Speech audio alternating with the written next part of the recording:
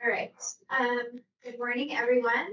It is 9 o'clock on Monday, June 30th, and I would like to call this meeting to order. Ask the secretary, call roll. This is Angie Castellanos for the record, and this is roll call. Member Orr, Present. Superintendent Fueling, Here.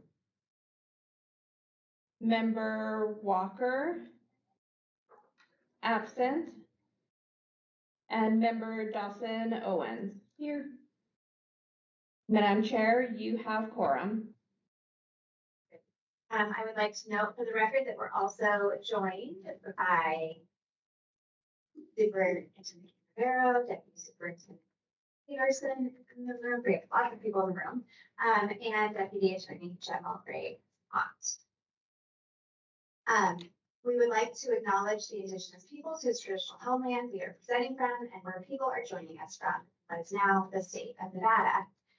I will now open the first period of public comment under agenda item 2. I'd like to remind everyone that comments should be limited to items on the agenda.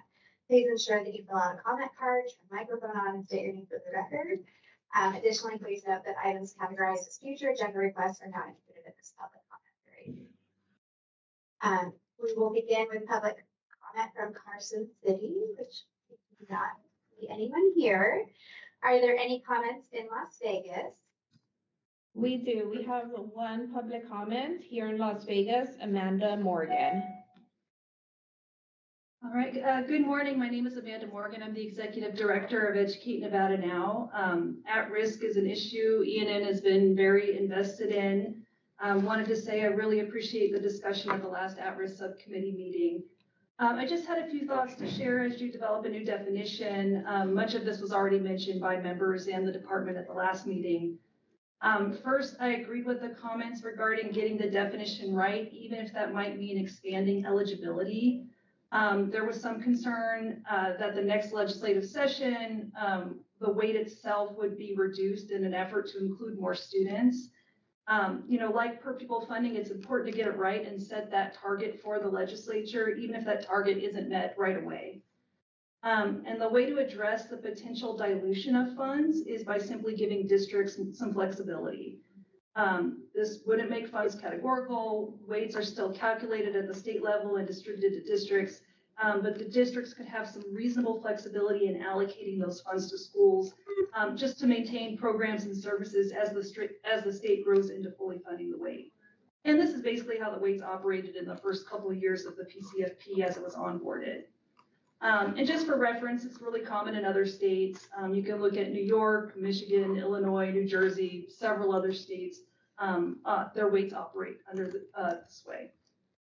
The only other thought, as a baseline, using direct certification, identifying poverty, and then adding additional factors, we really agreed with that sentiment. And then modeling all this prior to any formal adoption is really important and was also identified at the last meeting. So anyway, thank you so much for your hard work and your time this morning.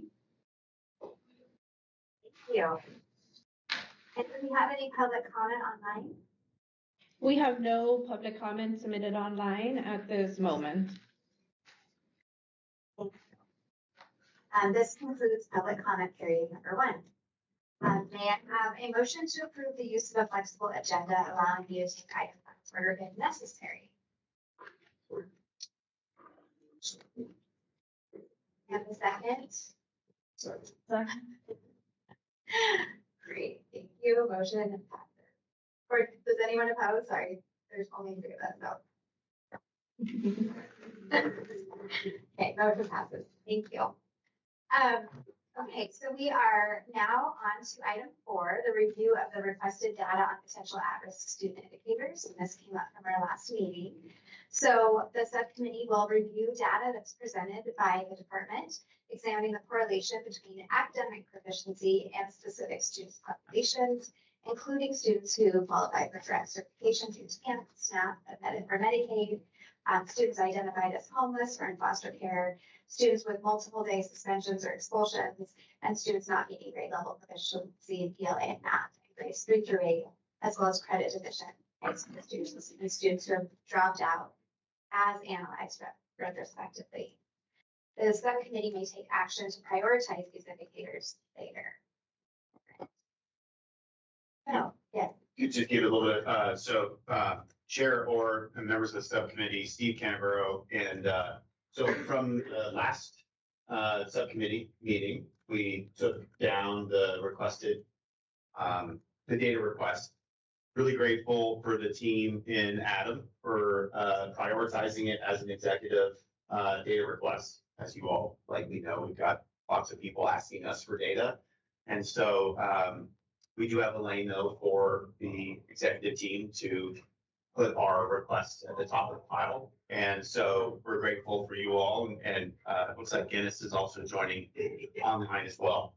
The reason why you don't have the data set in front of you is that the data review was done and completed and then provided to us, I think at the end of last week. It is not de-identified. So it cannot be for public consumption. We just didn't have the time to de-identify it. And so what we thought would be really helpful is we've got the data team here to talk about what they found, because there are lots of questions about what's available for direct certification, what's available in our data system. And so I have a very comprehensive review that I would love for them to talk through, and then just to have a discussion with the subcommittee. And then maybe from that, there's future direction that then we can take, refine some of, with an understanding of what's available, have some refinements, and then provide back to you perhaps some of the graphs and charts that you probably would expect to see. Does that make sense? That does, thank you. Okay, cool. Well, Yeah, good morning. So I'm caught off guard here. I do not have a presentation. I didn't realize the presentation was requested, so I apologize. We're not, no, I don't think you can present the data because it's internal, but conversation Oh, about. fantastic. Thank you. Yeah, I mean, that's sort of. I really was. Yes. I mean, look, like literally you sent it to us with internal use only and then a huge disclaimer for that reason, to protect student privacy. Great. Yeah. Thank you, Yeah. appreciate it. That we can do. Yeah. We did crunch some data, though. We can't get to any kind of descriptive analysis without taking a look at what the requested data points would look like. There's a couple aspects we'd like to start with here. And I apologize to Las Vegas participants if my head is turned. I'm looking around the room up here in Carson City. There's a number of different files we use to take a look at some of the requested or proposed, if you will, measures and indicators for at risk. We heard this morning direct cert. So direct cert is a really good one to start with. You all know it is TANF and Medicaid. There's certain ways that students can qualify through direct cert. We get a file. So I'm going to go through just a couple of the steps because this is important to understand what some of the caveats are. Because what we're getting from DWSS is not a student file. We're getting a file for possible students in that district or children that we're going to match with our student records. So to make that clear, we received the direct cert information directly from WSS, and then it's on us to match that to our student population. There's also some other ways a student besides TANF and Medicaid can qualify. You know these, homeless. Here I get all the student groups here. Homeless, foster, migrant, runaway. One thing we want to offer at this point for the consideration of the work group is that status can change. And what you need to know is that if we're matching on 1 year's validation file with either previous year's data or status information, such as direct cert, student status within any one of these categories could change. So we wanted to point out that the precision, we're not sure what level of precision or accuracy the work group is looking for. If it's a direct one-to-one match, it will be almost impossible at a point in time to know if the status we have in our data sets is correct for that student. And if, I- Please, Ajak, please. it really makes the point too, even under the current system. You're making a mid-biennium adjustment for, well, in any given year, we're really looking at kids who qualify as at risk, but from the prior, like it's funded on the prior year's numbers, right? Yeah. For the school year we're going into. So it kind of brings back the point of, and the public comment, the idea of just having some flexibility with it, because in the year I'm operating in, I'm getting funded for kids in a previous year. And so it's change, right? Situations change for kids. They do. And I think that would be the same, right, for your October 1 numbers from the year prior versus your special education numbers the next year might look very different, or your gauge numbers might, or Yale numbers might look very different. So that those changes, having a single date time that we're funding from a year in arrears, it makes it so that all of those areas are subject to change. No, agree with your comments, Member Warren, and refueling 100%. We are only here to make sure we convey to you and communicate what we have seen in some of the data sets requested. So this is an important one, that status can change. But as you mentioned, also, we can choose data to be a point in time. The poll or the calculation and analysis can be on a very specific date, point in time. Acknowledging that that will change. Peter? Yes, please. What you're saying is that as we move forward, that sounds like it's a decision point that needs to be made in terms of the point in time of which we're pulling direct cert, comparing it to the student level data. So you could say pull direct cert on July 1st, and then we want to compare it to the data pull of validation date for the student records, right? Like we're talking about two different decision points. Yes, we agree We with need that. to clarify. I think a quick, You bet. kind of on the data pool of the match. What did you all find when you matched the DWS files to our student level files? Like, what is your feeling, confidence level? What do you see in the data? Thank you, Steve. I think our confidence level is high. So I think because of the data sets, number one, DWSS, direct cert, this is kind of where the rubber hits the road. So the data we're getting from them, we have confidence in. We have no other reason not to have confidence in that. And as well as in our system, because it behooves our districts to enter data correctly, especially around student status. The ones mentioned that are part of the direct cert. Where we have seen, since you asked, transparency, there are situations, but it's what we described. It's the shifting nature of student status, where we may not match up the direct cert one for one with the DWSS file with our IC records or validation date file. And that's for a number of reasons. So we may see, for example, direct cert, yes, and no flag in Infinite Campus for direct cert, for example. Could be the status again of that student change. We don't know. This is new. We've never done this match. We would recommend, though, as an action item based on this, a validation date period. So that districts would have the opportunity to look at the file, the match file, and validate it. Because I think some of these student status flags, again, they change at any point in time during a school year.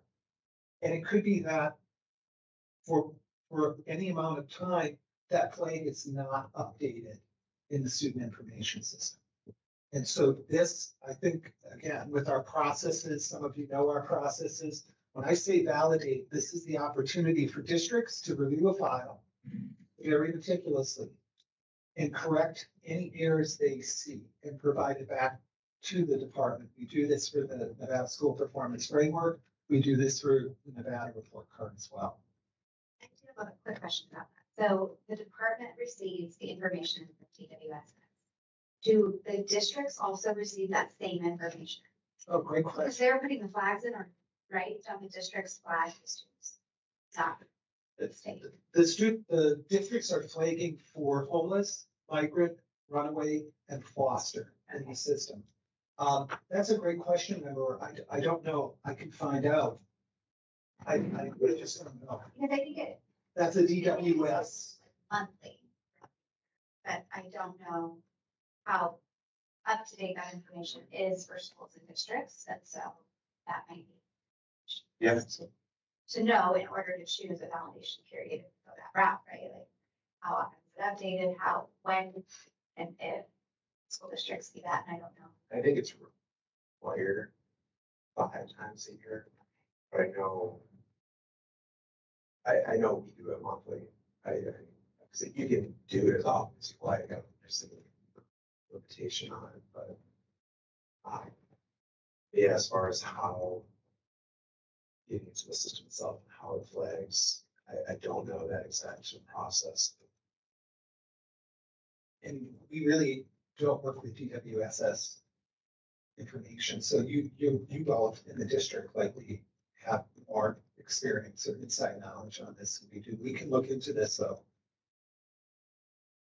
So when you did the direct cert analysis against sort of the outcomes, you're using the DWSS provided file matched to IC, and not the IC flagged as direct cert students.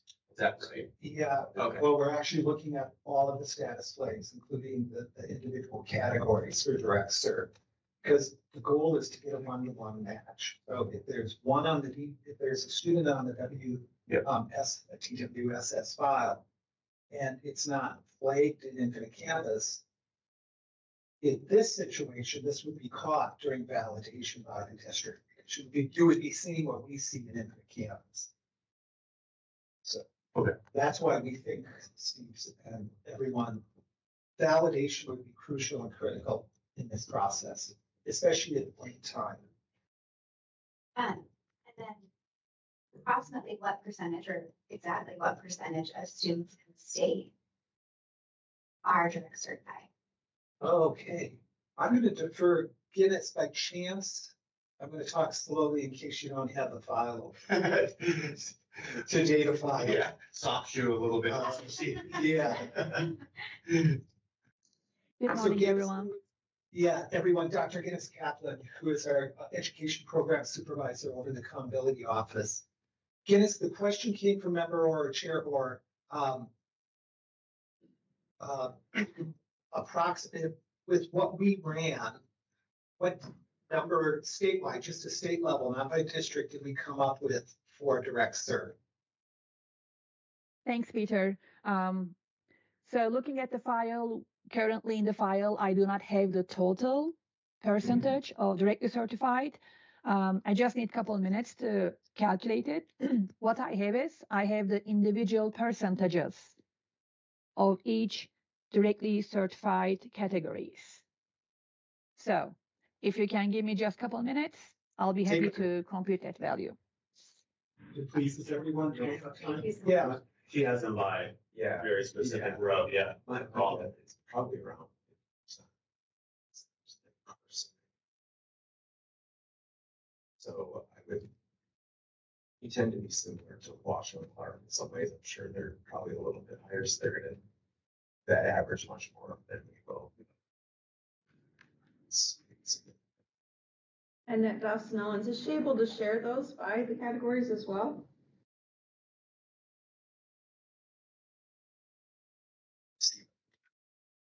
Yeah, I think, so Guinness has them by category, and then right now she's creating an aggregate direct cert percentage.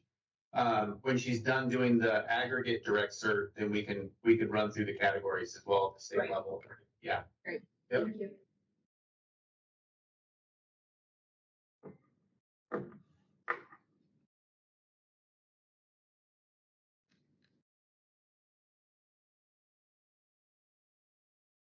Insert your patients. No, it's kind of, it's a working agenda item. Just don't let it happen again.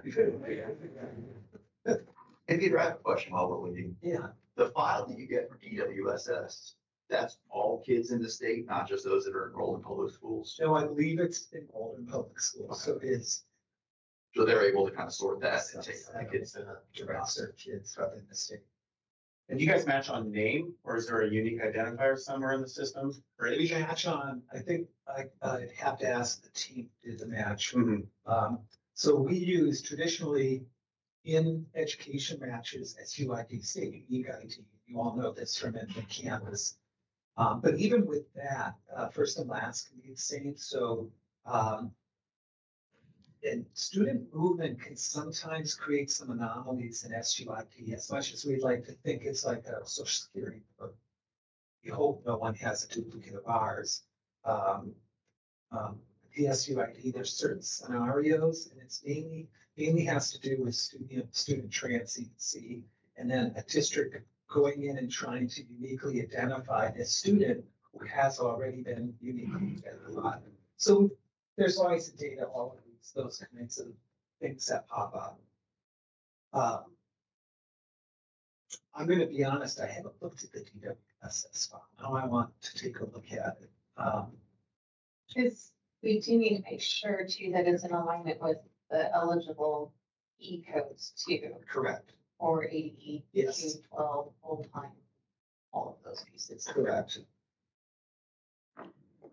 Hey, Guinness, how's the Excel work going?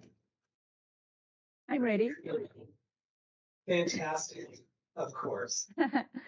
I was waiting for your conversation to end. So the total number of directly certified students who are under direct Medicaid, direct SNAP, foster, homeless, Medicaid, migrant, SNAP, and TANF, the total number is 187. I'll just give you the numbers. 187,108. That's the total number. In our file, we have the population for the total K-12 grades, 462,915. So when I divide these numbers together, I get 40.42% for the directly certified percentage. And if you would like each number for each category, I have them as well. There was a request for that, Guinness, is that? Yes. Okay, thanks so much. Go ahead, Guinness. Okay, so the number of directly Medicaid students is 1. The percentage is, our percentages are up to the 1 decimal digit, so it's 0% in this case. Number of direct SNAP, 1. Percentage is 0.0%. Number of foster students, 998. Percentage, 0.22. Homeless number, directly certified, 4529. Percentage, 1.0. Medicaid number, 60484. Medicaid percentage, 13.1%. Migrant number, 41. Percentage, 0.0%. SNAP number, 120434. SNAP percentage, 26%. TANF number, 620. Percentage, 0.1. Again, total K-12 population, 462,915.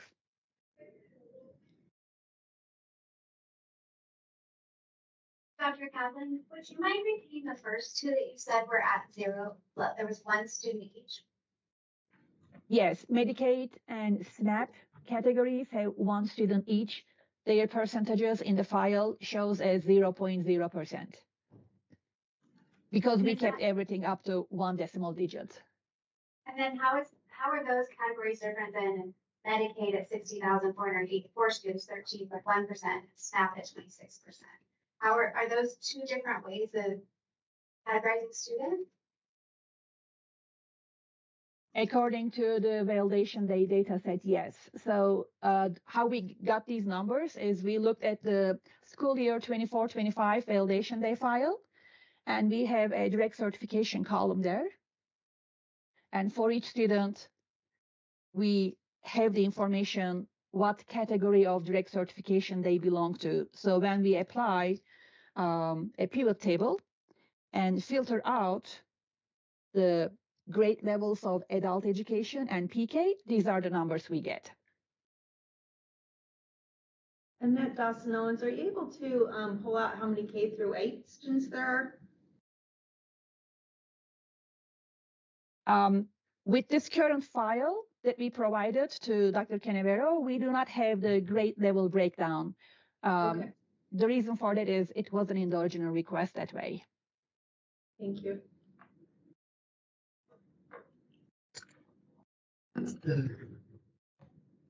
This is Steve. Did you just provide every available direct cert variable? Yes. And then we come up with 40%, roughly 40.42% statewide. 40.4, correct. But the numbers that you provided by category, foster, homeless, Medicaid, migrant, SNAP, TANF, those all seem very low compared to the aggregate number of 40%. Yes. Am I missing something? Or is there like a? Yeah. You are not missing anything. When I add them in Excel file, the sum of, and I'm gonna start from the beginning of each category, the sum of 11998 Okay. 4529 60484 41, and then 120434, and then 620. The sum of those numbers add up to 187108.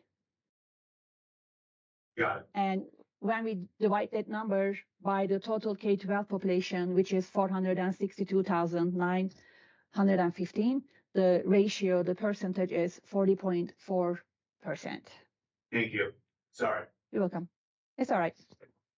Needed more coffee. Dr. Kaplan, I'm sure you don't have this right now, but we could run this data set. We could run an IC, all the students flagged for these direct certified categories, and then rerun it to make sure that none of them are double flagged for EL or special education, right? And that number would then shrink because there are some students within this percentage that will also qualify for AP. And I know that this comes back to the business rules, and I want to talk about the business rules. I feel like we need to possibly enter definitions somehow, make sure that the business rules allow for us to remove first the students who are already getting other funding instead of second.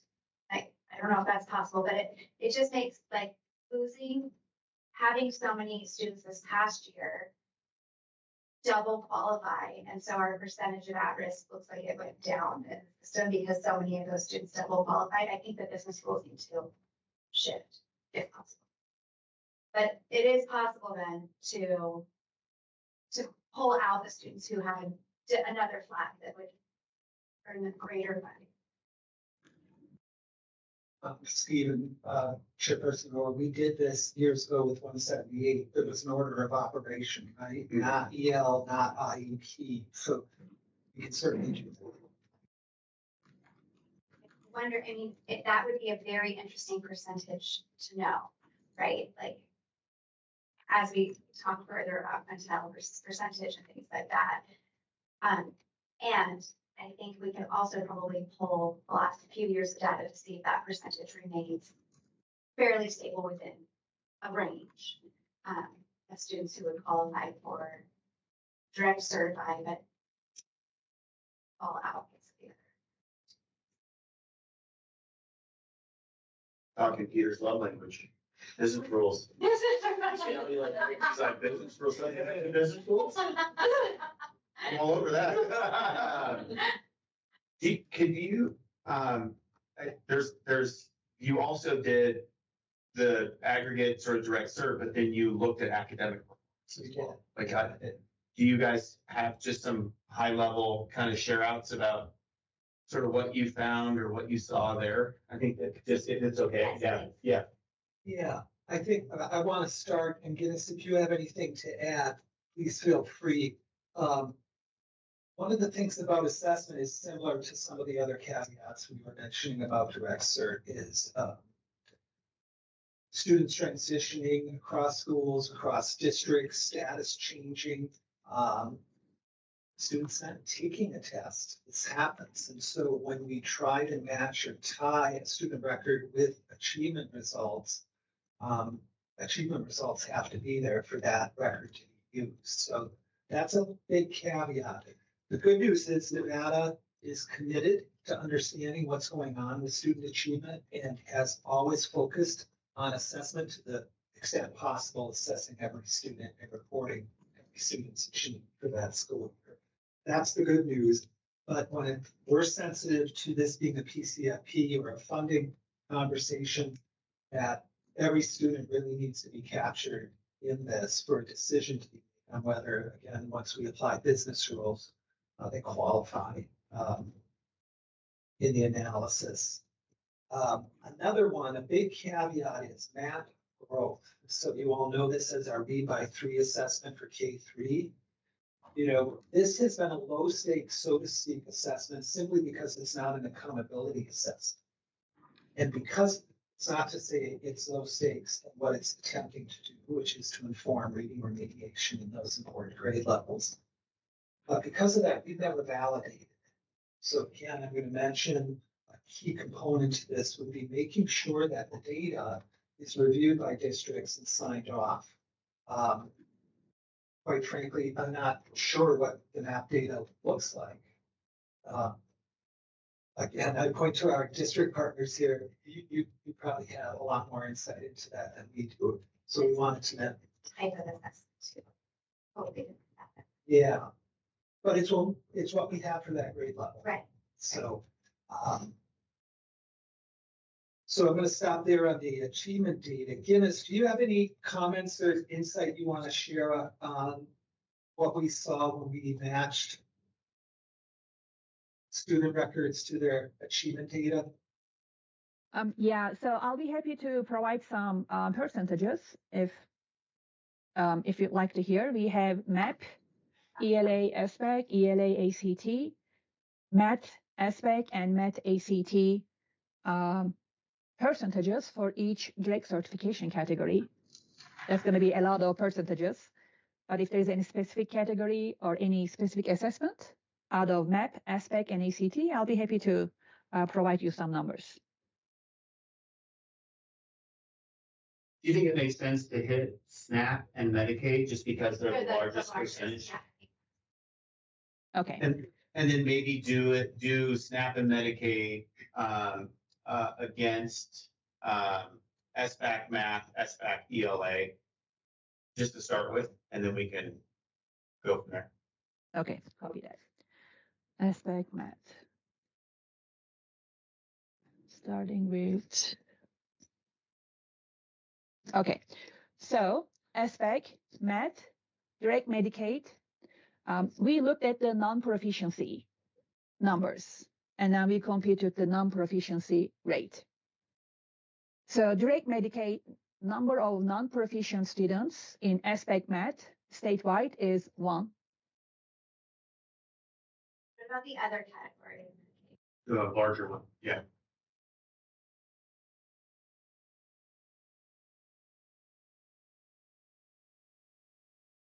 And okay, Medicaid number non-proficient SBAC math is 19,564. The percentage of non-proficiency for this category, 73.9%.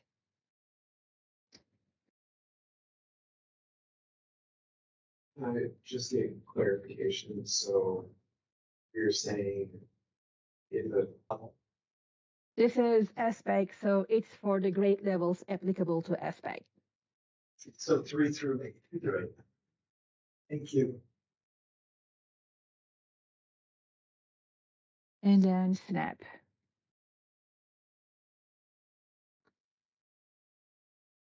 Okay, so SNAP number non-proficiency aspect math 43,530.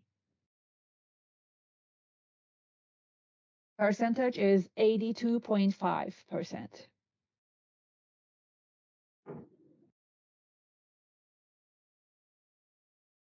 And may I just ask one more question? For non-proficient, you're looking at the bottom 2 levels or the bottom, the single bottom? Bottom Yeah, 2 sure. levels. Levels 1, 2, correct. And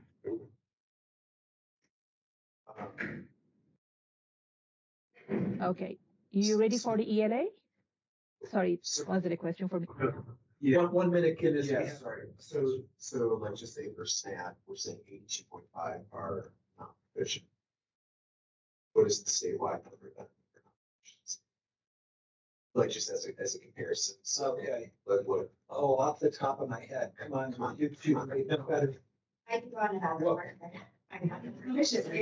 That would be fantastic. I think we were somewhere at, we actually did, if you remember, all grades improved last year in mathematics. It was a good year for 3.5. I was closer to 50. Yeah, I was gonna say low 40s. yeah, Okay. Elementary math proficiency is 38%. So it would be the opposite of that. So 3. 62. And middle school was 26.8 to 27, so it's 63. So these students are higher than. Yeah, but perhaps not as dramatic as someone like, Okay. yes. I wonder if ELA will show. Super excited. As our seats in this, as our seats. Hey, Guinness, go ahead with ELA, Medicaid.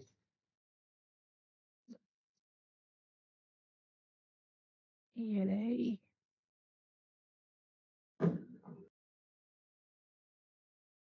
Okay, Medicaid number non-proficient aspect ELA 17,163. Percentage is 64.7.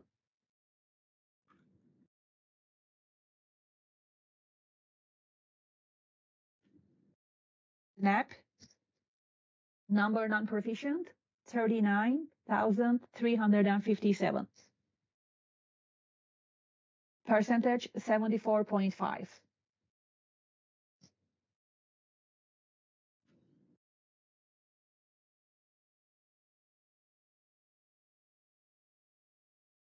And ELA elementary proficiency is 42.8. And middle is 39.1. so about 60% ish. And just for clarification purposes, you ask about the grade levels. Aspect is for grades 3 through 8, but this is the process for preparing this file is a match forward. So we look at the students in 24-25 validation day file, grade levels 4 through 9, and then pull their aspect results from the previous spring, which is 3 through 8.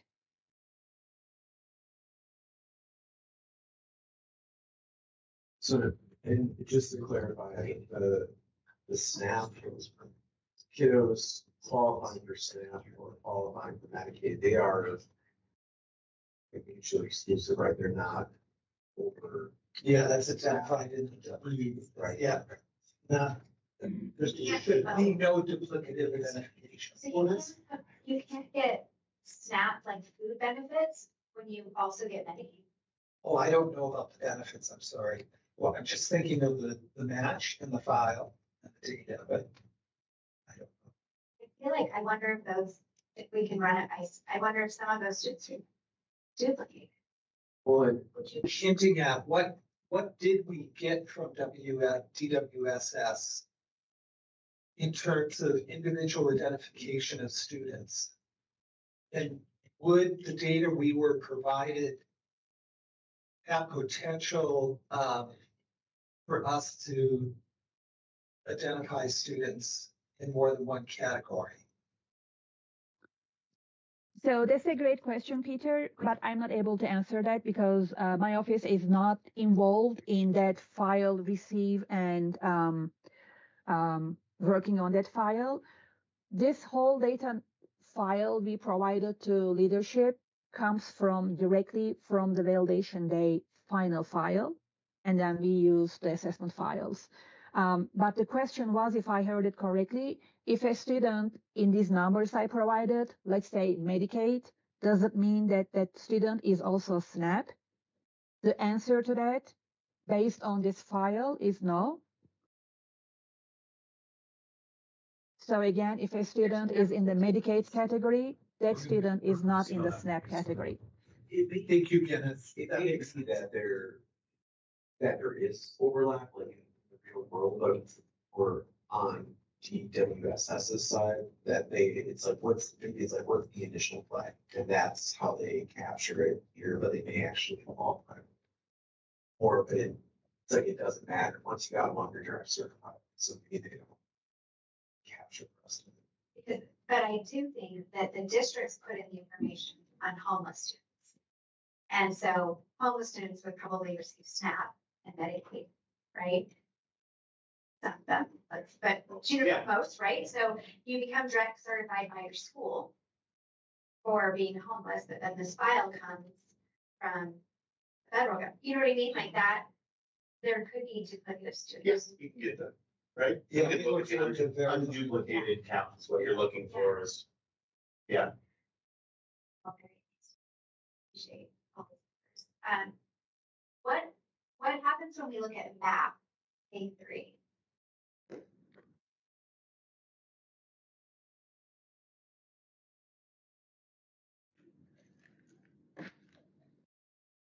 MAP values for Medicaid. So we looked at the students who are at or below 40th percentile. So the number for Medicaid is 5,853. Percentage is 47.4. SNAP number at or below 40th percentile is 15,038.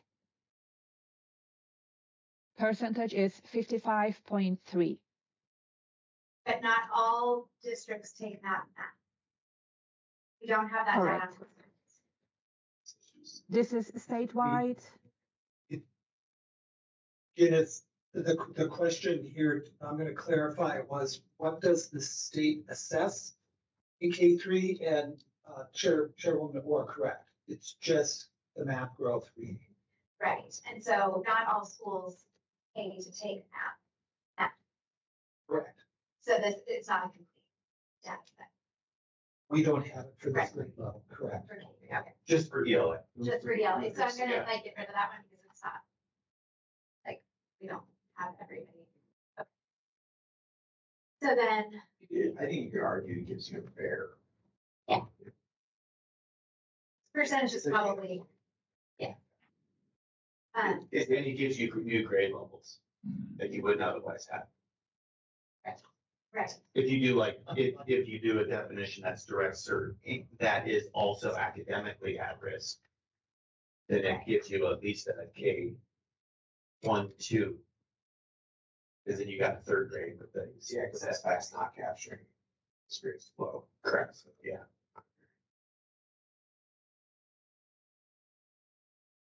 then, Look at high school. yeah, I just was trying to see what the state's read by grade 3 number was. in comparison. I can't find it on. Yes. So thank you, Chairwoman Orr.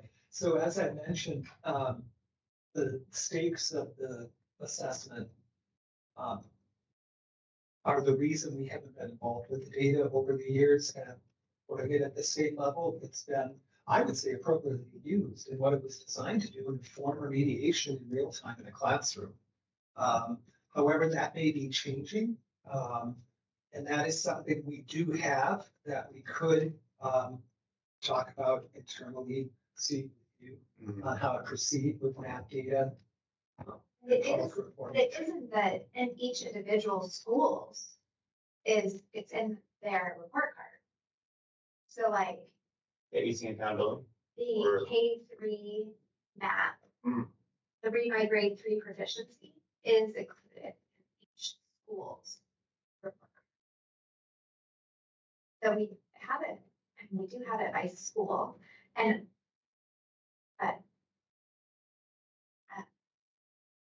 Between Steve, I think, we need to have a conversation internally on that. okay, perfect. And just to clarify, AC was spring to spring only, Oh, okay. attempt to see what progress might look like here. So one of these things is not like the others, and that is the one thing that's not like the others, basically, that's what we're saying. Okay, That we might need more information on yeah. the Read My 3 state numbers for comparison. Mhm. If we can get them, and I don't know.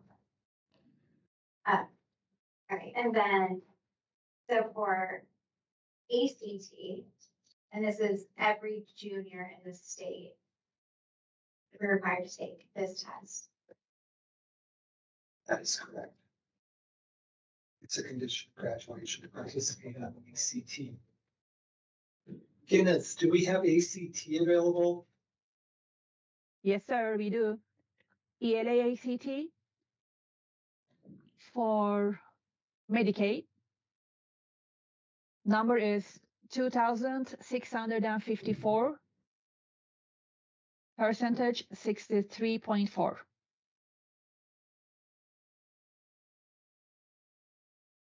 What was the subject? ELA. ELA, thank you. SNAP number 4,256.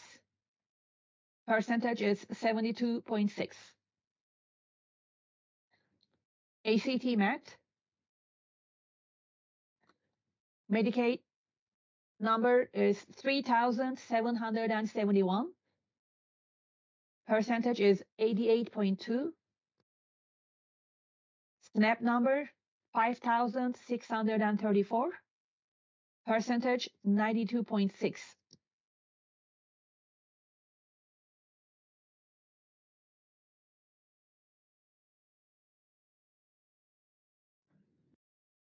And which levels were you including in that analysis? 1 and 2. 1 and 2, okay. And then do we have the statewide numbers on ACT? Hey, Guinness, did you hear the request? Do you have by chance accessible the statewide numbers for ELA and math? Yes, I have it on the report card site here. Just a second. All right, so statewide ACT mathematics percent proficient 19.4, ELA 45.6. And those are again backwards from Yeah. the reverse percentage, right? So 80.6 is the. Yep. Is our, what was it? What was 45.6 for you? So 55. So yeah.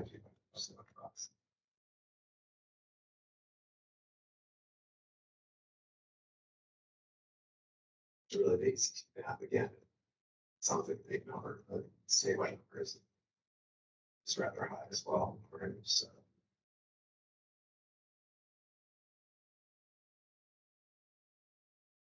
Oh, if I could continue, so we also looked at credit efficiency. Couple things here again, just with the data. A point in time, if a student leaves the district after validation day, they're supposed to be marked with a 0 to indicate not credit deficient. Not sure, again, when we're going to pull this per the business rules, but we want to share this with you.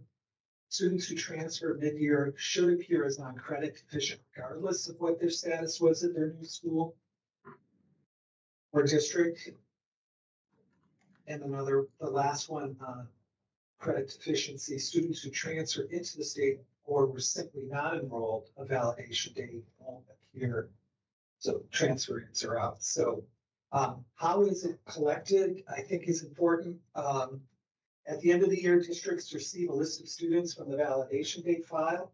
We simply ask them to enter credit deficient 1 or not deficient 0. So that's how the data is collected.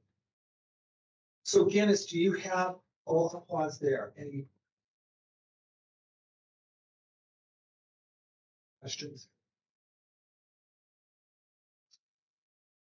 There's business rules around determining if the kids. Yes. Are not preparing factors. And the districts apply those. Right. But it's Consistent. Yes, it is. Consistent. We're just talking about high school now or middle school as well? Thank you, Chairperson Orr. Guinness, can you clarify the business rules we applied for credit deficiency here? We're not doing, are we doing both middle school and high school? Or No, just it's on the middle high school grade levels, 9 through 12. We provide student level data from validation day. And then we ask the districts to provide if the student is credit deficient or not as of the end of the school year. If a student who was in the validation day, let's say, left the school district after the validation day, then district wouldn't have that information. Student would be in the file, but the student wouldn't be a credit deficient student, just for the records. And I have the numbers if you like to hear them. Yeah, 9 through 12. Pardon me? I'm just wondering if it includes ninth grade Guinness. Because we're rolling up middle school, right? Because we're looking at the prior year. So you're looking at credit deficiency just 10 through 12 or 9 through 12? We are looking at, It's at the end of the year, so on completion of grade 9, Okay, we send a file. It's a really simple process, but thank you for mentioning business rules being applied. Is that at the end of grade 9, is the student credit deficient or not? And the district will just do a 1 or a 0. so if we're looking at the prior year's data, then we're really looking at current year when we compare it to October 12, just 3 years of data. Because we'll have 1 year that's graduated. But you would still count that year. For the next year's We grade wouldn't 12 have the class. student data to matching. We wouldn't have them as the October 1 poll, would we?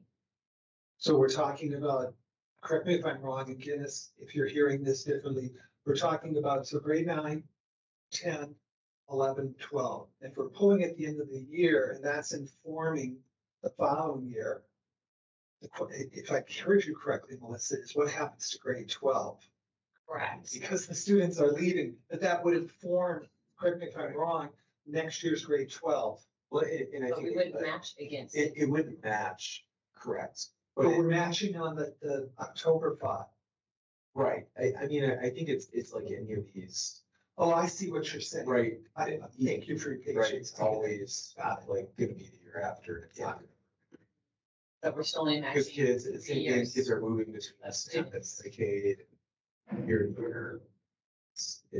You know, I guess again, the idea like this, the money is not going directly to the kids that are earning, right? It's just kind of this point in time snapshot, giving a relative idea of where the district is, the school is, and applying thereafter.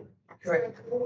High school, I'm never funded for my current kindergarten students. Agreed. And I'm always funded for last year's 8th grade students, right? 'Cause I'm K. Does that make sense? It absolutely does for funding purposes, but for the student level match purposes, we're taking our October 1 data and we have a set of now 9th through 12th graders. But we're comparing that to the prior year's No, totally. get it. credit deficiency and we're only able to match 3 years of students. So One so year. this is something, no, that's, thank you. and this is something we don't encounter because the allocations come in the following year. Our data is always reported end of year. So Guinness, yeah, maybe this is an internal conversation, but how would then, because that's a graduating class, as you so clearly said, they're not going to match on anything. So it would be a number only. We would have to, again, the work group would have to come to an agreement of the business rules. We would have a grade 12 credit deficiency, but we wouldn't have those students to match against wherever they may be in the state because they are hopefully have all graduated. But for the Peter. purposes, Yes. Go I'm ahead. sorry to Gibbs. interrupt. Just for clarification, so the grade 8 to grade 9 is actually coming from the SPEC match. So the credit deficiency only covers grades 10, 11, and 12. That makes sense. Because the original request was K through 12, so we didn't duplicate using the grade 9 from credit deficiency, because grade 9 in the 24-25 school year validation file would be 8th graders in the previous year. And that piece of information for the 8th graders is coming from the SPEC file. So we didn't include a grade 9 in the credit deficiency to avoid any duplication of grade levels in the file, if that makes sense. So it's only grades 10, 11, and 12 in short. Thank you. Thank you for clarifying, Guinness.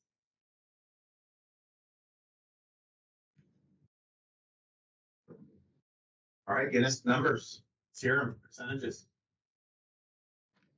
All right. High school credit deficiency Medicaid numbers, 2,844.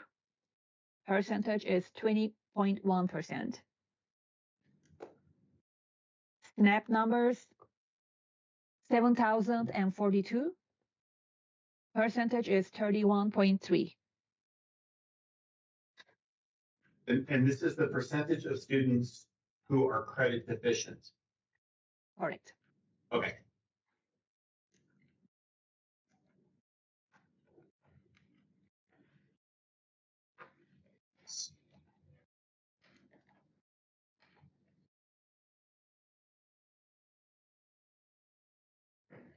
Is.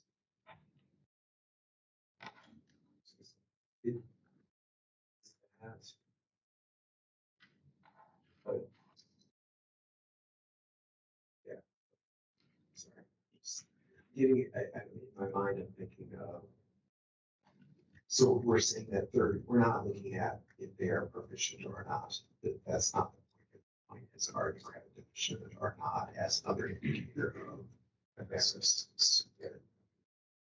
And again, if you have something that's, there's some NRS around this and some NAC, I believe, but the idea is similar to some previous at-risk conversations. What we're looking for here is persistency to graduation. What is the likelihood? What measures or indicators would inform whether or not a student will graduate with their cohort in 4 years? So credit deficiency is a wonderful, I should say, very meaningful marker. So in my, looking at the SNAP for 31%, I mean, effectively, if you're credit deficient through high school, you're not graduating, right? And so if the statewide non-graduation rate is about 19%, right? Because I think we're at about 81% statewide graduation. So again, you're seeing about 19% is not graduating, 31% of the kids on SNAP are credit deficient.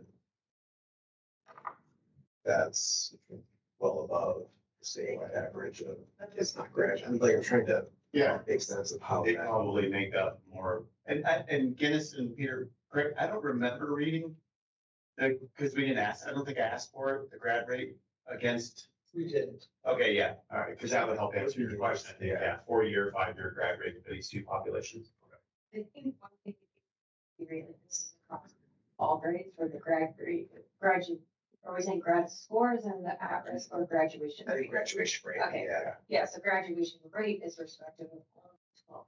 Right. So we could have a larger proportion. 9th to 10th grade, they're catching up along the way. Yeah, that totally makes sense. What was the Medicaid percentage again? 20.1. The number was 2,844.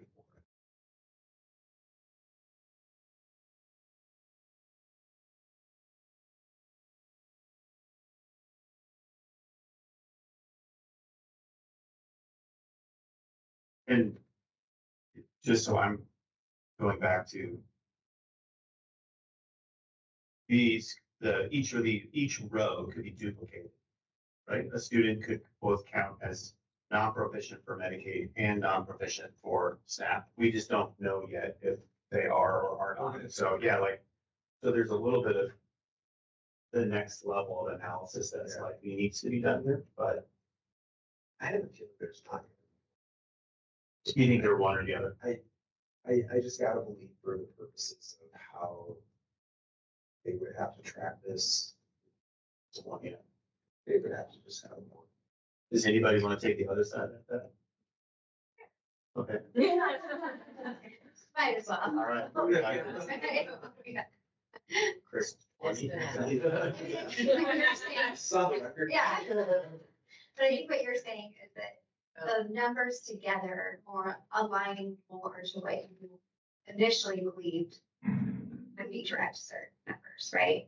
So that when you add them together, that you said between 40 and 50, right? So that aligns more to what you're seeing. You have more evidence on your side, so, but I'll wager. You're just looking for odds. You're looking for. Go to that. She said Nevada. She wants 40 on his 20. I guess similar to the testing data, do we have a statewide number for credit deficiency as like what to compare that against? If we don't, we can get it, but we had a hand up, but now the hand is down. The question, first of all, we have the statewide credit deficiency percentages on the report card for each grade level, 9, 10, 11, 12. But before that, there was a question if there is a duplication in the number of Medicaid and SNAP. And so I just want to clarify that the source for this data analysis is the validation day. And in the validation day, there is only one record for each student, which means if a student is Medicaid, then the student is Medicaid only. Oh. And the student cannot be Medicaid and SNAP at the same time. So there is no duplication. Okay, so that's helpful. And I think so then for the percentages that you gave us, the difference would apply to the 187,000 students that are direct certified. But it would only be minor, if I understand what you just said, Dennis, correctly, that the number of potentially duplicate students in the 187,108 would only be if they were foster, homeless, and Medicaid, foster, homeless, or SNAP.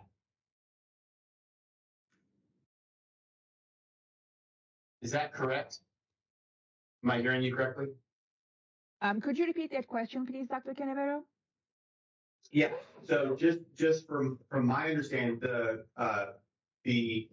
SBAC, MAP, ACT, and credit deficient information that we receive, they are non-duplicated counts. So a student is either Medicaid or SNAP, but not both. Correct.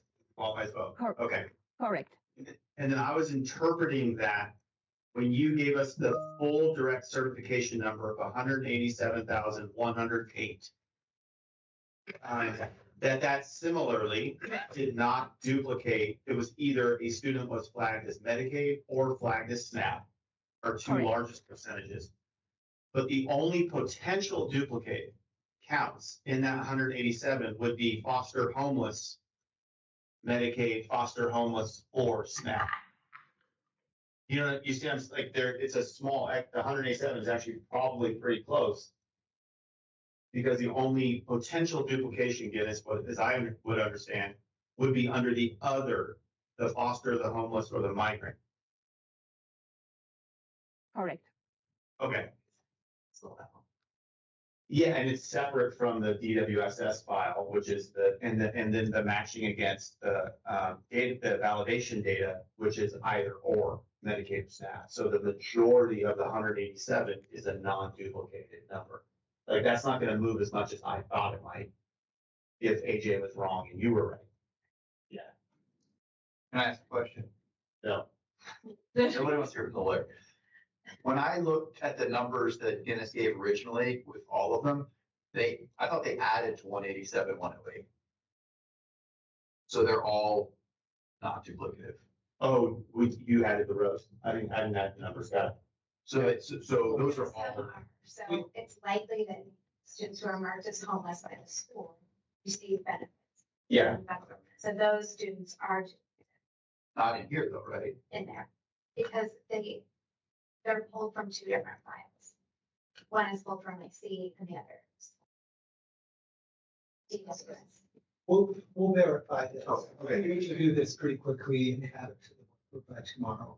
I think it's small, is what I guess We would agree with you. I'm just looking at relative movement, and I actually think it's fairly small to your, on the columns, because we didn't do, homeless or foster. Well, if Medicaid and SNAP are coming from the same file, that's 39.1%. So the maximum you could have from the others is 1%. Yeah, that's about, because they're 1%, 0.22%, they're tight. Yeah. Okay, sorry about that. No. I mean, when I'm not like just looking for big, like how much movement is there going to be? There likely won't be a ton of movement in the 187,000 for direct cert. And it appears like on all of these measures, they outperform or underperform. Like they have a higher level of academic at-riskness as well.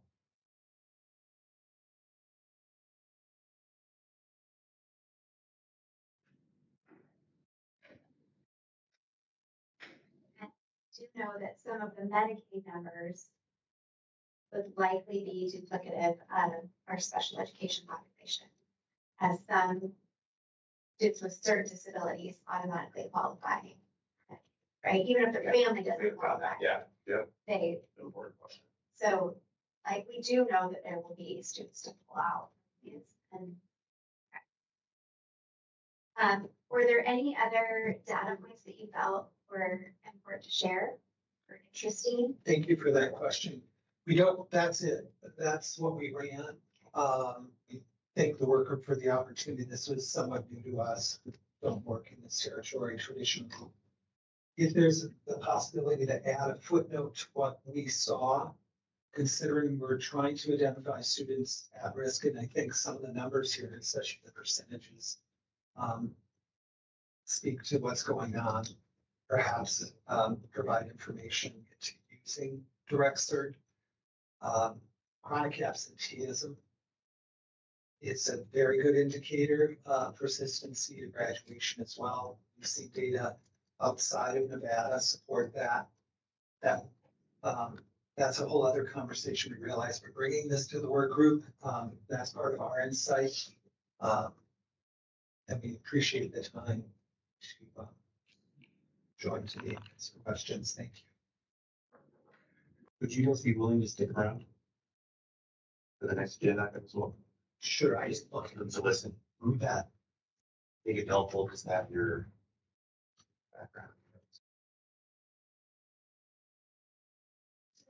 Dawson Owens, do you have any further questions about this or any insights into how you think it might lead to us ranking measures later? Yes, always thought, sorry, still learning though. I noticed in the agenda, it did talk about the multi-day suspensions and expulsions under this item, and I was wondering if we had any data on that.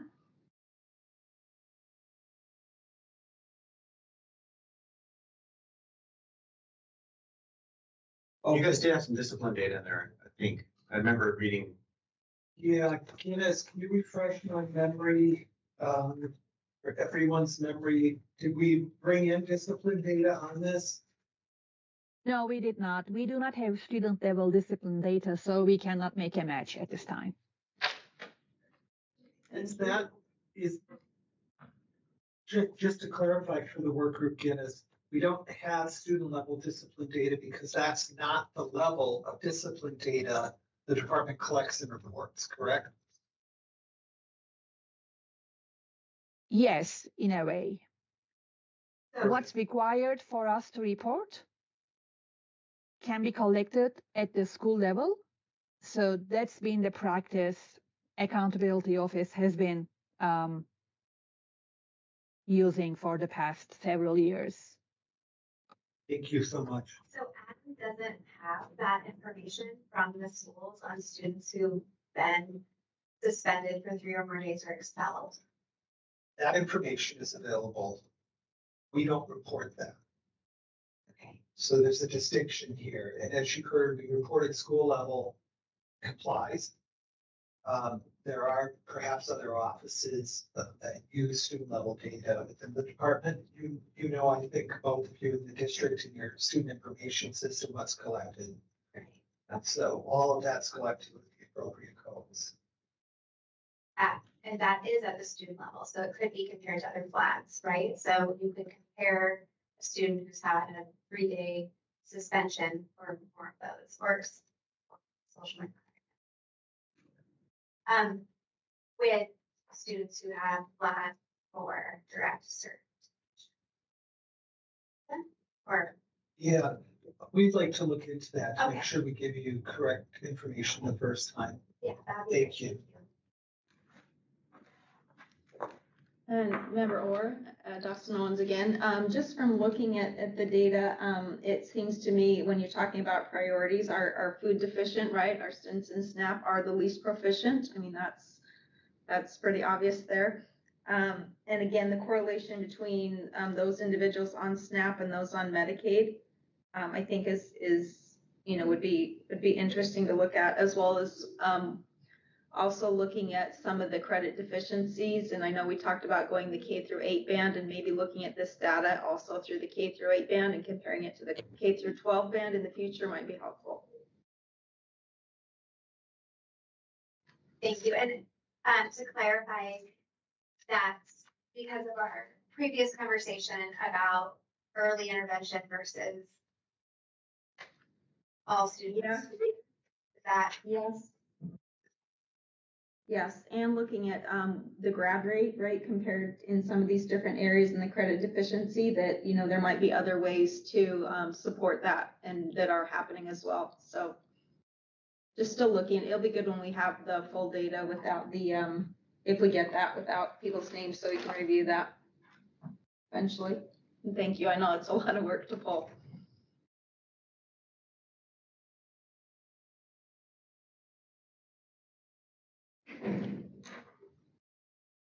Sorry, did we, remember or share with me the credit deficiency numbers on the serial report that shows by grade level? Did we get a statewide credit deficiency number to compare SNAP 31.3%? Based on what is showing up at our report card, the percentages in freshman and sophomore year were like 22%.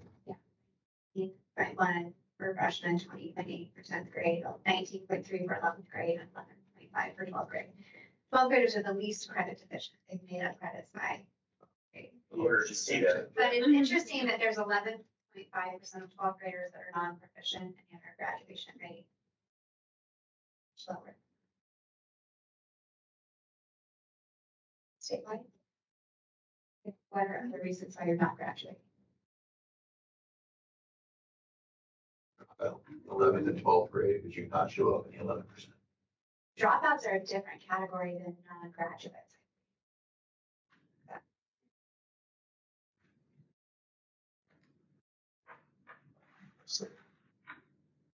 But the 11.5% of 12th graders that are credit deficient is much lower than the 18% or 19% of students who don't graduate.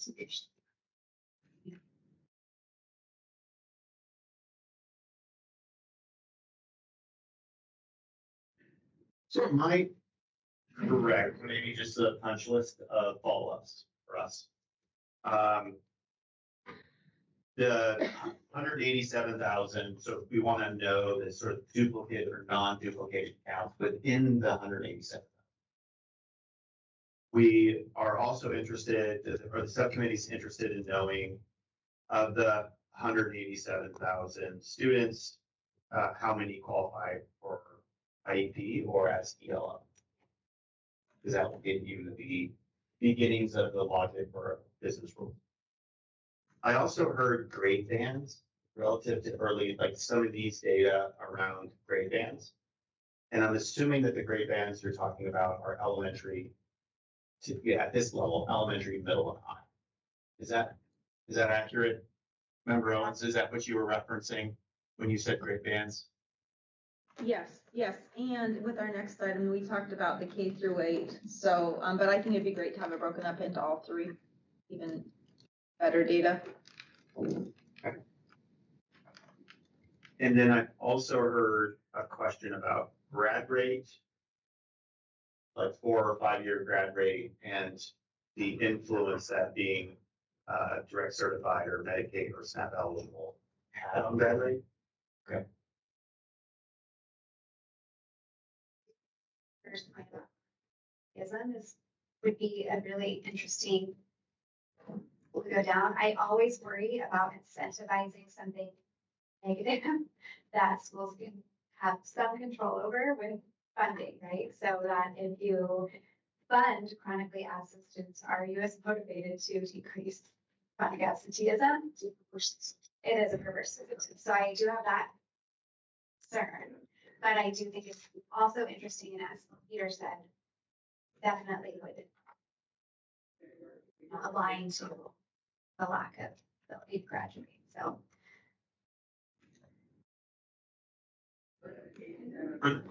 Is there anything that I missed in that punch list of follow-up, or did you?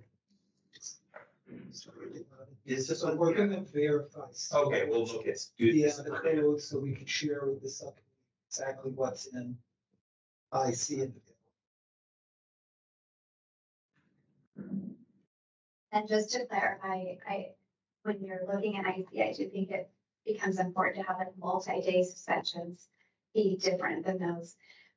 Those typically are restricted in some ways by NRS and so are more aligned throughout the state than, in-house or one-day suspensions, which I think the schools have much more latitude to assign those. So I think it would make sense to have more chronic discipline, which would be, or higher level discipline, which would be those 3 or 4 day suspensions. Those just seem to be, would you agree that that would be more aligned to how those are administered throughout the state?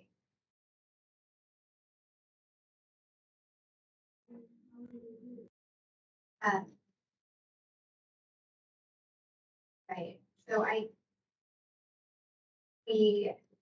think we're all seeing that SNAP just tends to stand out to us as having really high numbers of non-proficient students and students with credit deficiency.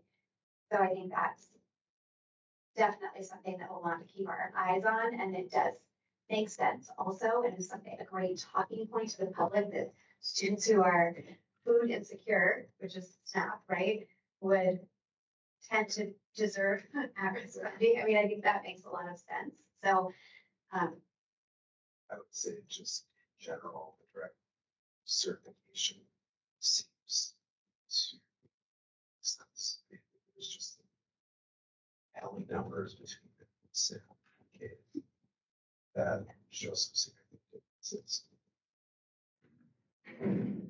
and then I do think if there's any way to talk to DWS and just see, like, is there a prioritization on how they flag students? So if you get Medicare, Medicaid, and SNAP, does one outweigh the other in the system, right? So do they say like Medicaid is more important, so we're going to flag more students under Medicaid, or SNAP? Like, how do they make that judgment? Because I would think that many students would qualify for both. And so I just am wondering how you get flagged. Like, what does that process look like? Is that something? So certainly. Yeah. Yes, I'm. We have a contact for files. Yeah. Let me know how we help. Yeah. And if we had a conversation internally first, it might be good to have your ears. Yeah. Is there any need to make a motion? You've been so agreeable about pulling data for us and so helpful. Is there any need for us to make a motion to ask for that data pull or? Now from the department's perspective. I think we got it. Thank you. Yeah. Okay, great. Is there any further discussion on item 5 before we move on, or item 4 before we move on to item 5? I don't believe there's any action that needs to be taken. Okay. So item 5 relates to item 4. We are going to then think about the various metrics for defining at-risk students, and our discussion will cover whether to use discrete categories for academic performance, consider proportional versus per pupil allocation models, and evaluate fixed percentage or quintile thresholds versus more flexible criteria. And we will also look at prioritizing certain grade levels, such as K-8 for early intervention, knowing that it's important to fund all students across the state. So for this item, I did ask Dag Ott to prepare a little bit of background information for us on the proportional versus per pupil allocation models.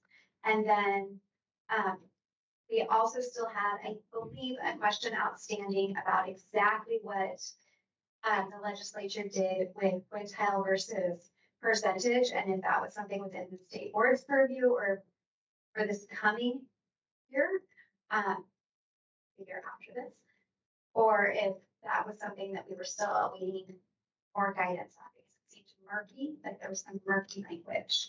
So if there's anyone that would like to comment on this, or Dag Ott, give us the background. For sure. I'll do the proportional thing first and then move to the quintile and percentage thing. I also don't have a presentation, much like Peter. But Peter had a reason. Yeah, Peter had a reason. So just for reference, I wasn't here at the last meeting. I did go back and watch as much of it as I could. I think I got the questions and had a chance to talk with Chair Orr on Friday. So thank you for bringing me up to speed. The main thing that I heard from the conversation was this idea of, can the state board, through its definition of at risk, just declare that all kids have some level of at-riskness, and basically push that flexibility down to the districts so that the at-risk funding would get allocated proportionally in line with district populations. So that's what I heard from. And the definition and flexibility of the definition will be applied at the district level based on the proportional. Right. And the way I read, so the law doesn't explicitly say how this needs to be done. It just sort of says at-risk definition to be defined by the state board with a quintile, and it gives a certain number of kind of explaining items underneath that. I think when you look at the PCFP, what it is doing is trying to shift funding to students in these certain categories. And it is asking the state board to determine how the students that are identify the students that are at risk so more funding can go to them. What I heard as a proposal is this proportional thing, which would send money to every district regardless of whether or not more students are at risk in one county versus another county. Basically saying, well, every county is going to have some level of at-risk, so we're going to fund at the same percentage, which I think, as you said in the meeting, essentially puts it back into the base because it's being treated as per pupil funding, because it's being allocated proportionally. I think that's inconsistent with what the legislature wants with regard to at-risk funding. It wants to look at the state as a whole, figure out where those at-risk kids and give more to the places where there are more at-risk kids. So for those reasons, I don't think the proportional method is something that is consistent with the VCFP. I don't necessarily think that that means that districts don't have flexibility with what portion of the pie they get. So they may be able to look at the parameters and do things a little bit differently. For instance, if they got a certain percentage of the pie and you said, well, I know the state has identified certain factors, but I think these homeless kids are an especially good or especially significant problem in Carson City. So I'm going to use my piece of the pie to focus on them in Carson more than say somebody in Esmeralda. I think that sort of flexibility is something that would be available, but for the state board to just send everybody the same share, I think is inconsistent with the VCFP. And a short disclaimer on that, I've looked at this a little bit. Megan's lived in the weeds with it for a lot longer. So if anything I just said conflicts with your understanding, I'm happy to have a conversation, but that's where I come down with the initial reading. I hope that's consistent with what I told you. Right. So I don't pause there. Questions about that?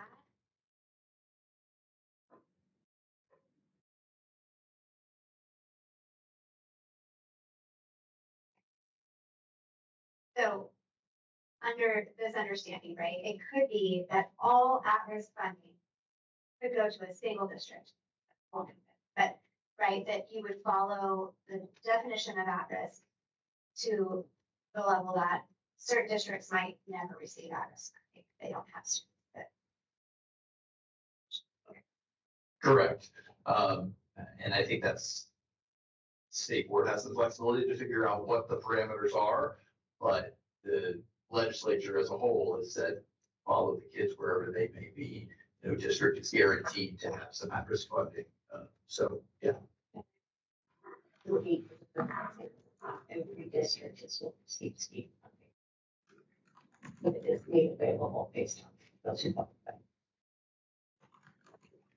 And then the second question was on understanding if the state board has the latitude to look at percentages versus the quintile. Based on the bill. Correct. And so currently the language in 3.7.12.11 talks about the quintile of students who are most at risk under the metrics that are established by the state board. There was some discussion at the last meeting about whether that has been amended. I forget the bill that was possibly amending it. I believe you mentioned a section 12 of one bill that might have made changes. I looked at that portion of the bill. I did not read the whole bill. It's 200 pages. I did not see a removal of quintile. I did not see any flexibility regarding changes to the percentage in that statute. But as was noted in the meeting, when you're reading a bill, it hasn't been codified yet. There could be other language from other places that they're going to, that LCP will sort of adjust when it gets into the Nevada revised statutes. So more weasel language than usual when you talk to a lawyer with regard to this, but I didn't see a change to quintile in what I was able to review. So the mention of looking at percentages was to give the mission the ability to look at that, to study it, this over.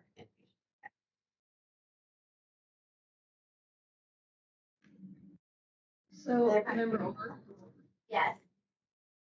So Annette Dawson Owens, I may be missing this, but so do we have the ability to look at the number of students that are direct certified, taking out the ELs and special ed? Do we have that for each district? Do we have what those proportions look like currently? I don't believe we have each district's direct certified percentage, but we don't have it previously removed EL and IEP yet. But that is one of the takeaways from item 4 is to have that review. Yep. Okay, both of that, by district. Okay, thank you. And I think by grade band or elementary, middle, high. Right, I heard that part. So yeah, if we can get that by district, so we know what that kind of looks like, I think that's helpful.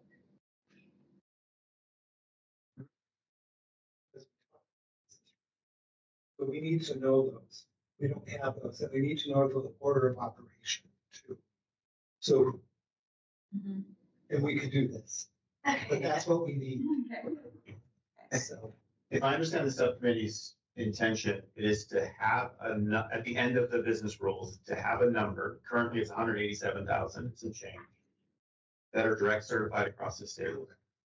That we would have that number minus the students in that number that are identified as an IEP student or an EL student. to remove all IEPs and all EL. Yeah, Okay. and then the direct cert. Because it would, as you think about what they're contemplating is those are higher weights, and so those are funded first. So you would want the number of students that are direct certified that are not qualified under IEP or ELL. We will remove from 187 plus all ELs and IEPs. Okay. And so my question is probably for Deputy Peterson. Let's say that we get down to a percentage that's like 23%. And we have to use the quintile. The quintile has been previously defined by in the campus and by the grad score. How does that work then? Like, let's say that we get to a percentage of students that's 22%. What does that look like? So that fits into an area that makes it very hard, I would say, to figure out how to replicate that within the data, because many of these are very discrete. They're either yes or no or binary. And so how within that data set, I don't think we can tell the most needy SNAP identified student, for example, or credit deficient, either are or aren't. So that's where it gets to be a little more challenging to say where within that performance. I think we would have to look to, this is my educated guess, because I'm not as familiar with this data in terms of what we could look at, but in terms of the assessment scores, is level 1 equivalent to a quintile of performance, or is a level 1 and 2? I think that's where we'd have to look in more of the data and what is a threshold that we can. So that is because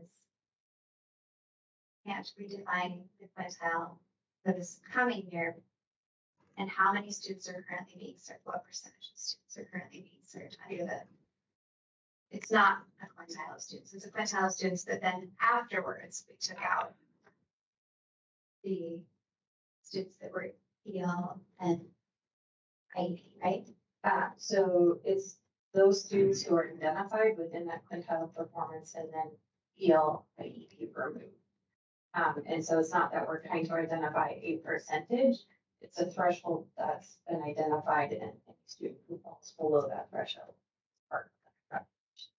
And we redefine the threshold.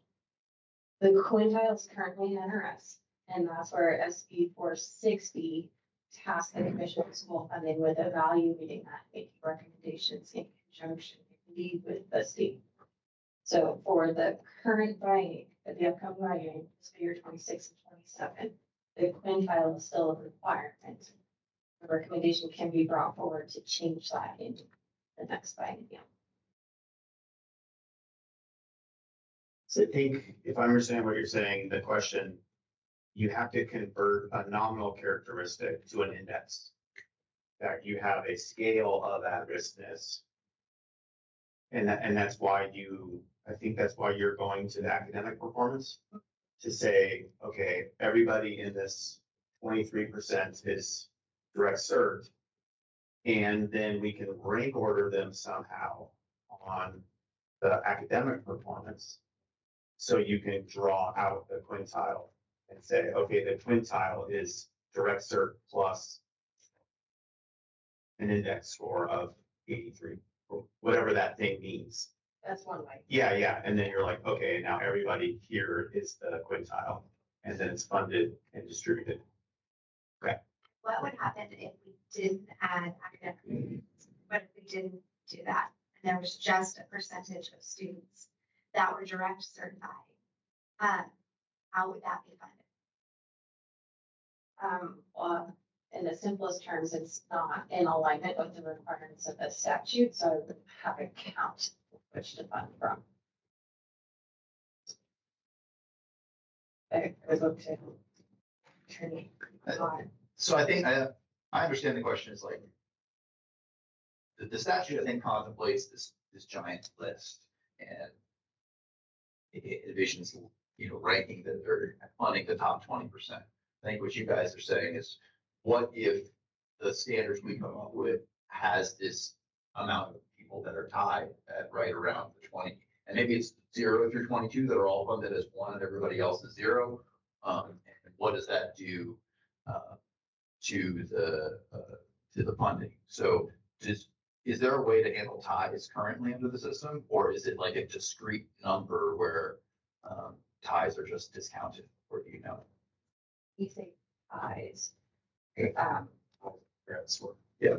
So there's not a tie. There's a score that's identified that says if your grad score is 75 or lower, you have fallen into this quintile of most at risk to not graduate with your peers. And so that score, you could have more than 20%. You could have 30% if, like, for example, you have 80% of the kids in that category or tier 1 or level 1 of SBAC. You could have 80% of your kids fall into that quintile of performance. It's a measurement of achievement compared to calculating 8% of students and saying every child in this category is therefore. Does that make sense? I think so. So if you were to say similarly, the qualifications direct cert, and you have 187,000 students who qualify for that.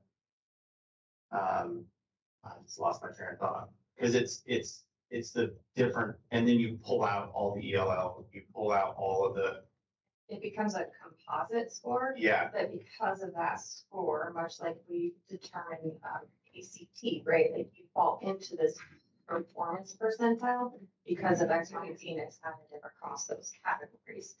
And that's where this is a little different, because each one of those categories within the grad score has been assigned a weight that gets added to that amount that then says, in general, if you're scoring, you're less likely to move on with your cohort. So this is the category of kids with which fast score and lower to focused intervention.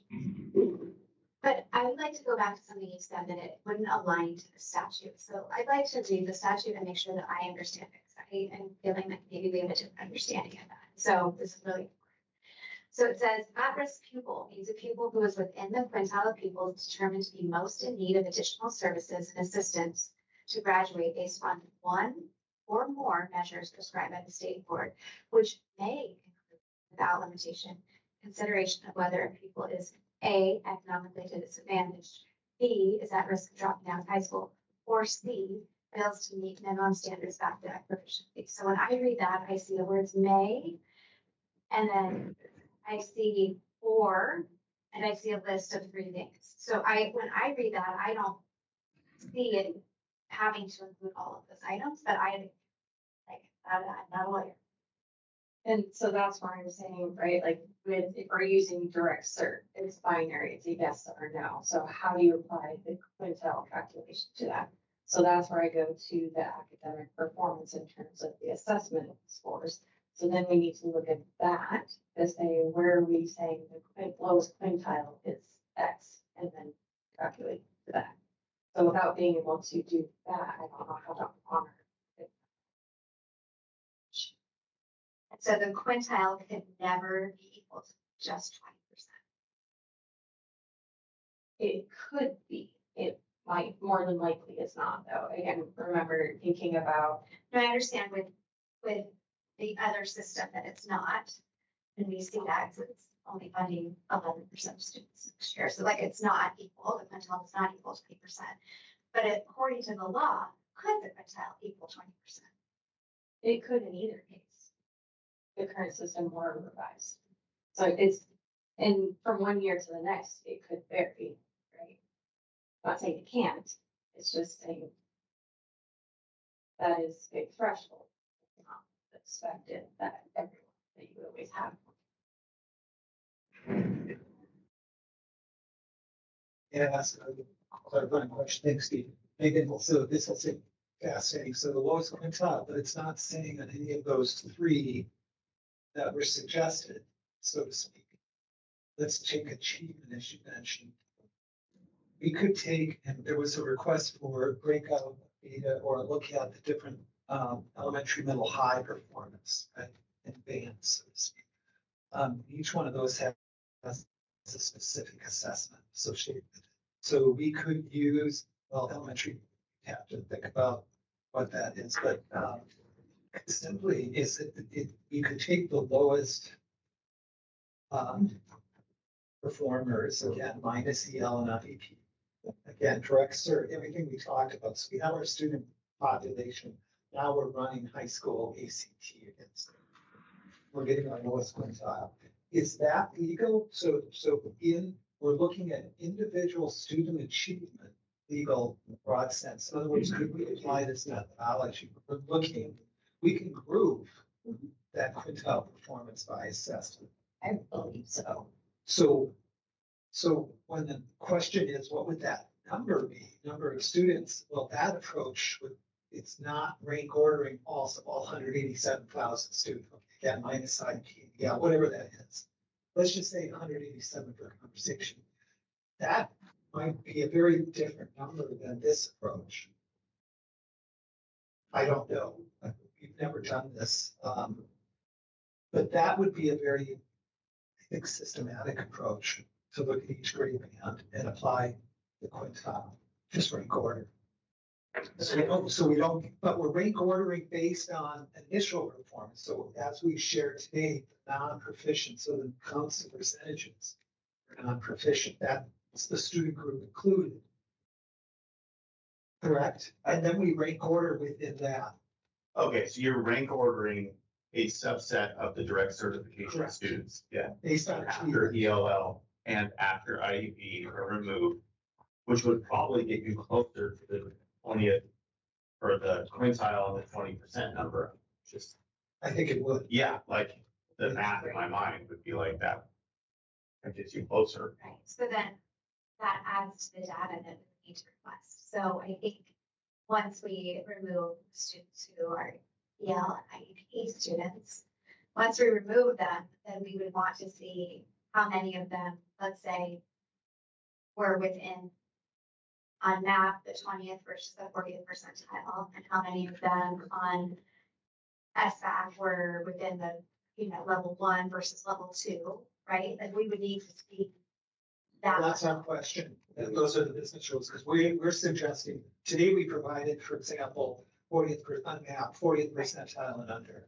And for Smarter was 2, or was that just 2 and 1? We're suggesting an approach, we could simply rank order all those students. There's no reason to break out the individual percentiles in MAP or the performance levels in Smarter. We don't have to do that. Well, we haven't done this, so. Yeah. I But we're think what you're suggesting, saying is you would do just the score. correct, Yeah, Oh, so, yeah, as a, yeah, Instead of the level, yes.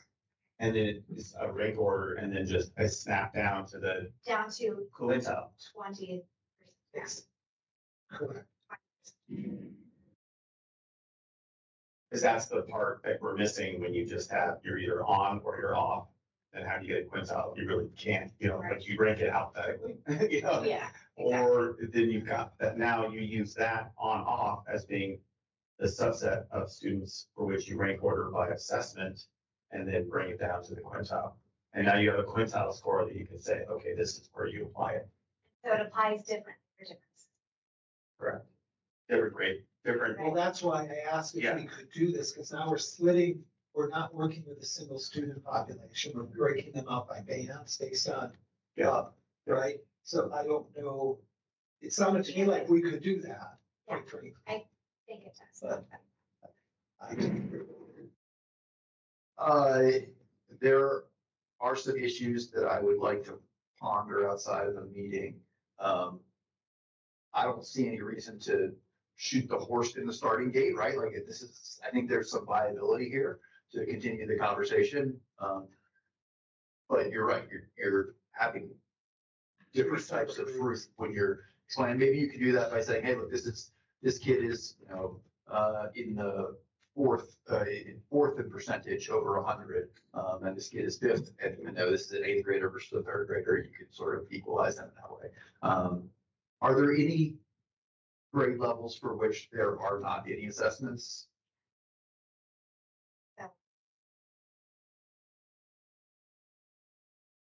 For that, we brought the credit conditions.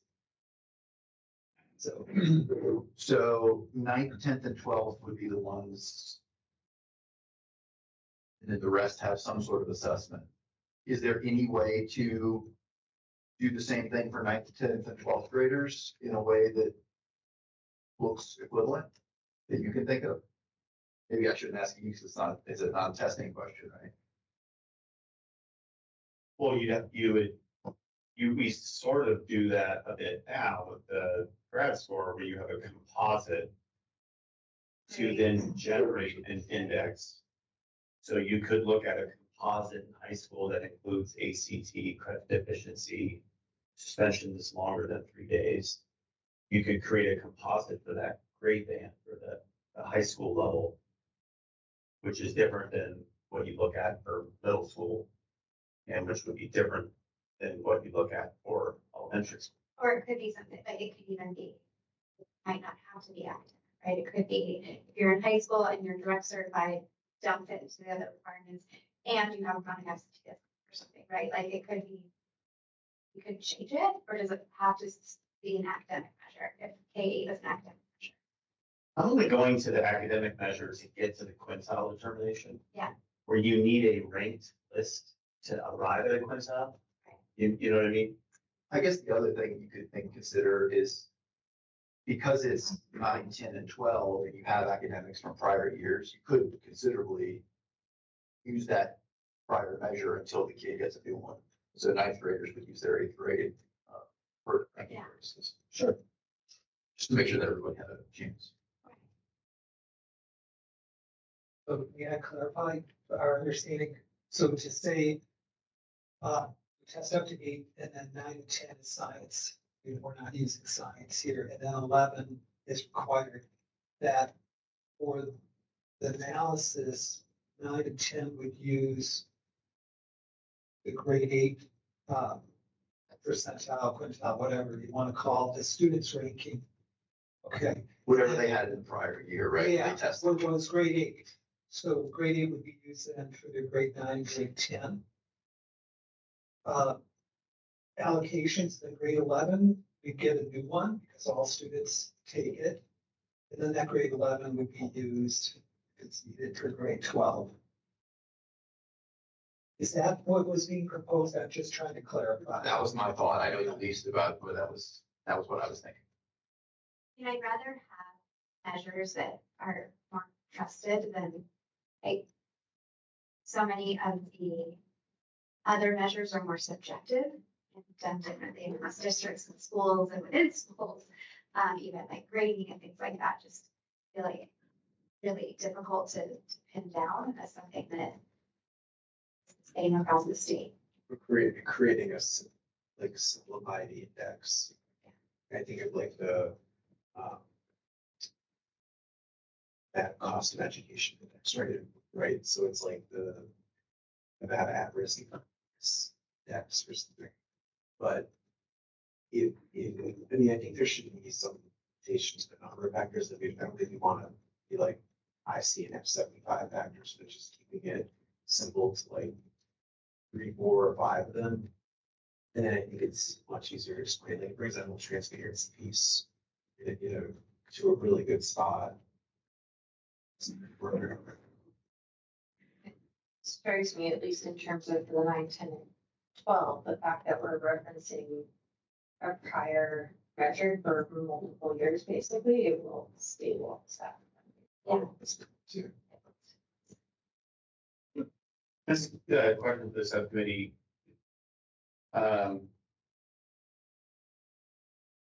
Maybe this is the data question first. Credit deficiency.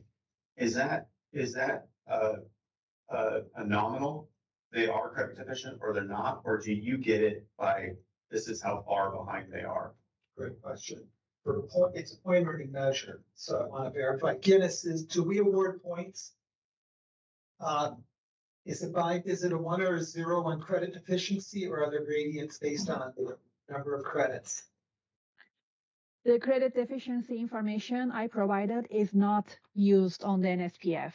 It's only purely for the report card reporting. The report is just yesterday. So get us in, and the data that we receive in order to report on the report card, it's a yes or a no that the student's credit deficient. It's not a measure of sufficiency. They're this far away from it, or just yes. That is correct. It's Okay. just an indicator of if they are credit deficient or not. We do not know how many credits they are behind. So in Yeah. anticipation of this meeting, Steve, we put together a list of all the reporting. That's done either on the NSPF and or a report card. We did share this with you and Lisa and Megan. This subcommittee, this would be a value. So these are the data points already collected by the department. Where I was gonna go with that question is, because I heard a composite, because we don't have tested grades in all high school. And then what else mattered, and if a credit deficiency doesn't advance us on the index necessarily. I just don't I tend to think that more simple and straightforward we can make this with less factors. And again, I think that was part of asking for the data today. Is there a correlation between being direct certified and academic performance? And that there is, right? Is there a correlation between being direct certified and chronic absenteeism? There likely is, right? So instead of having to list out all of those categories and create this major composite, to have less factors that we know are correlated with others. So it's easier to explain, easier for districts to pull their own reporting and know ahead of time, right? And it's not gonna be perfect, No, right? Because the evil we have now is not that, I mean, I see, remember when they gave those presentations, Kirsten on school funding, like they show their error rates, right? Like what false positives and that sort of thing. But like, I know, I personally hesitate with chronic absenteeism sometimes because we have wealthy families that decide to take their kids for a month-long vacation. And I think that drives me crazy, but it's reality. But I think in terms of like the indexing piece, that those kids are probably, they're going to get taken. They're not gonna end up qualifying at risk because they're not necessarily credit deficient and they're not qualifying for direct certification. Yeah. So I think it balances to capture an important point for those kids where that absenteeism really is a part of the problem. So I think that indexing is actually, however we have to weigh within that. Support, like, yeah. And at least just to clarify, it sounds to me that the population that you're concerned about is the direct cert population, so poverty, essentially, students in poverty. And that are also on that index list that is academic outcomes. It's essentially the assessment and a rank order based upon the SBAC, the 9, 10, and 12 would be using SBAC and then ACT. And then K6 would be using SBAC and math. what I really like about this indexing thing too is that it would not, overall, if the state becomes better at NFB, right? You still can capture the bottom 20th, the bottom quintile of students, even if everyone's scores go up, right? So you're not de-incentivizing doing well. So I think that's good too.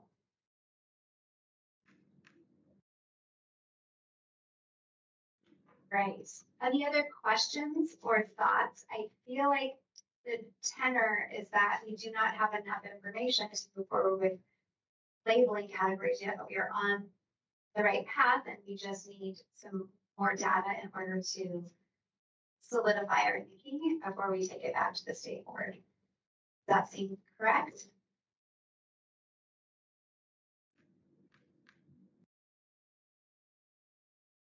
Erin, I do have one question. With chronic absenteeism, is it similar to the economic indicator where it's a binary yes or no, or can we identify a percent amount? It's a rate of reduction. So it's a little bit different than collecting a number of something. It's the number compared to last year, and then that is an ordered point. So we do come up with a rank. We can come up with a number we can record. Does Adam see like that a student might have 32 absences and be chronically absent versus a student who has 19 absences and be chronically absent? Does it? We can look at that as well. Yeah, I think one of the things, though, and you all know this, especially again in the districts that and code and the religious absence. So there's a couple things that throw a caveat in there, Steve. So when you were outside of the department, we passed something that gives an unlimited number of absences to behavioral, psychological, and mental health. All you need is the student requires, it's in NRS, I think it's licensed medical personnel, which can be a school nurse if there's a school nurse. That's unlimited. That gets removed from the NSPI. We do include those absences in our annual federal reporting. So you need to know that. And second, there's that maximum 5 days religious absences. What was never clarified is if a student uses 4 in one district, transitions to another district, does it start with 5 again? So we don't know. We have no clue how that's being used, quite frankly. But just a couple important points you need to know.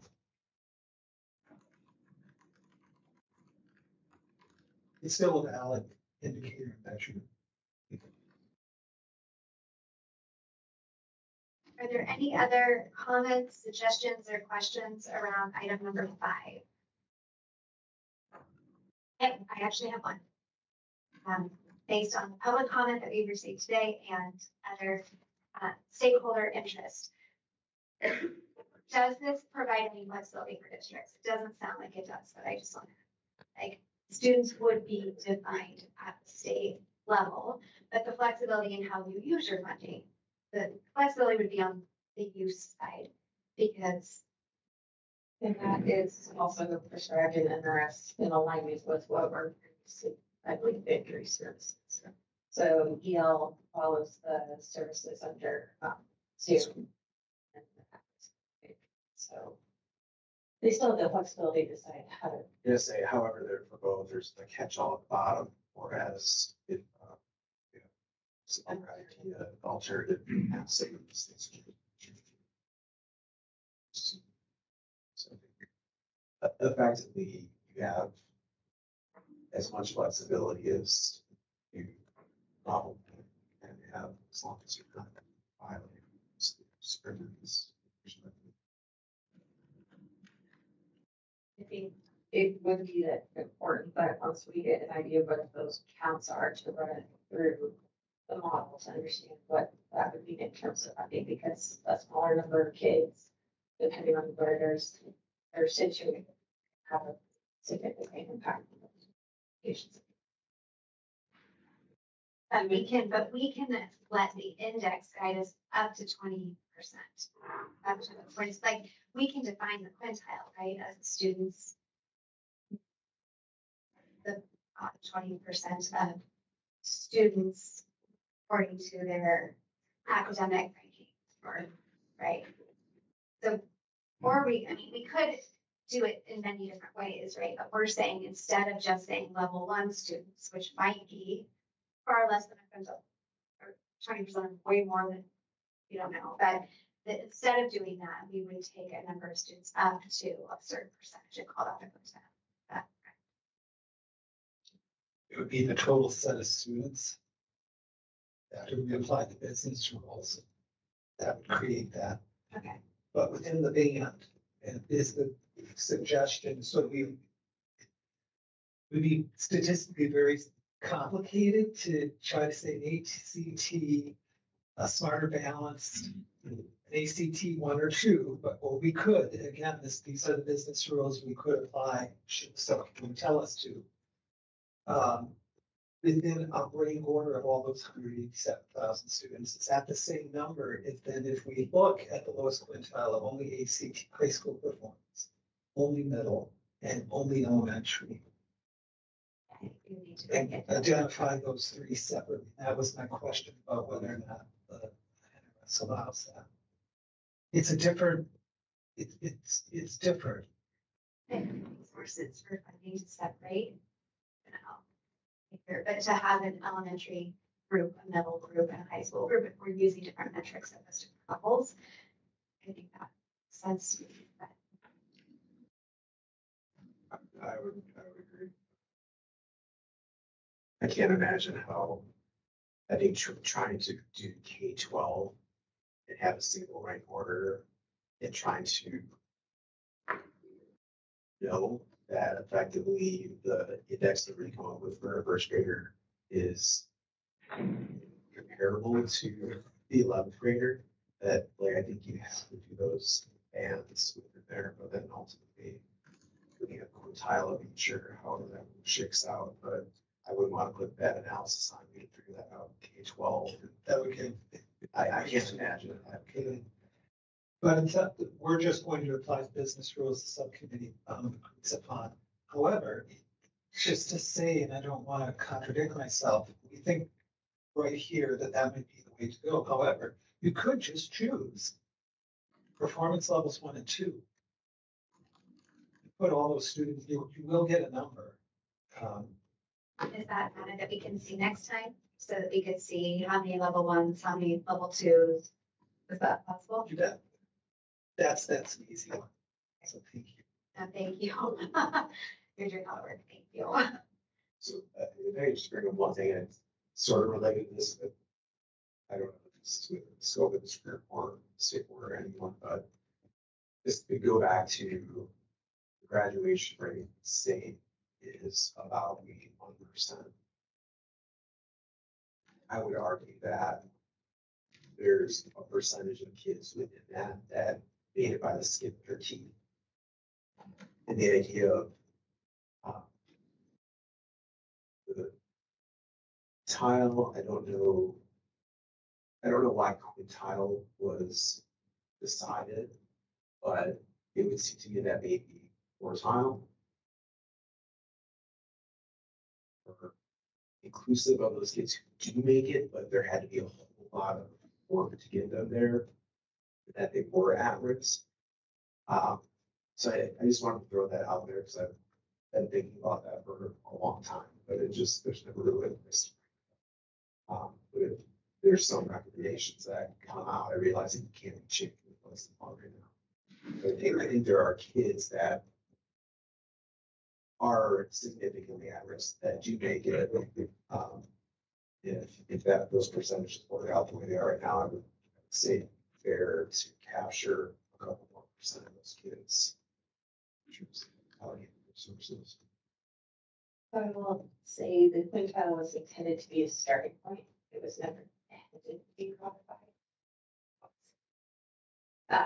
It was a starting point to see what was working and what wasn't.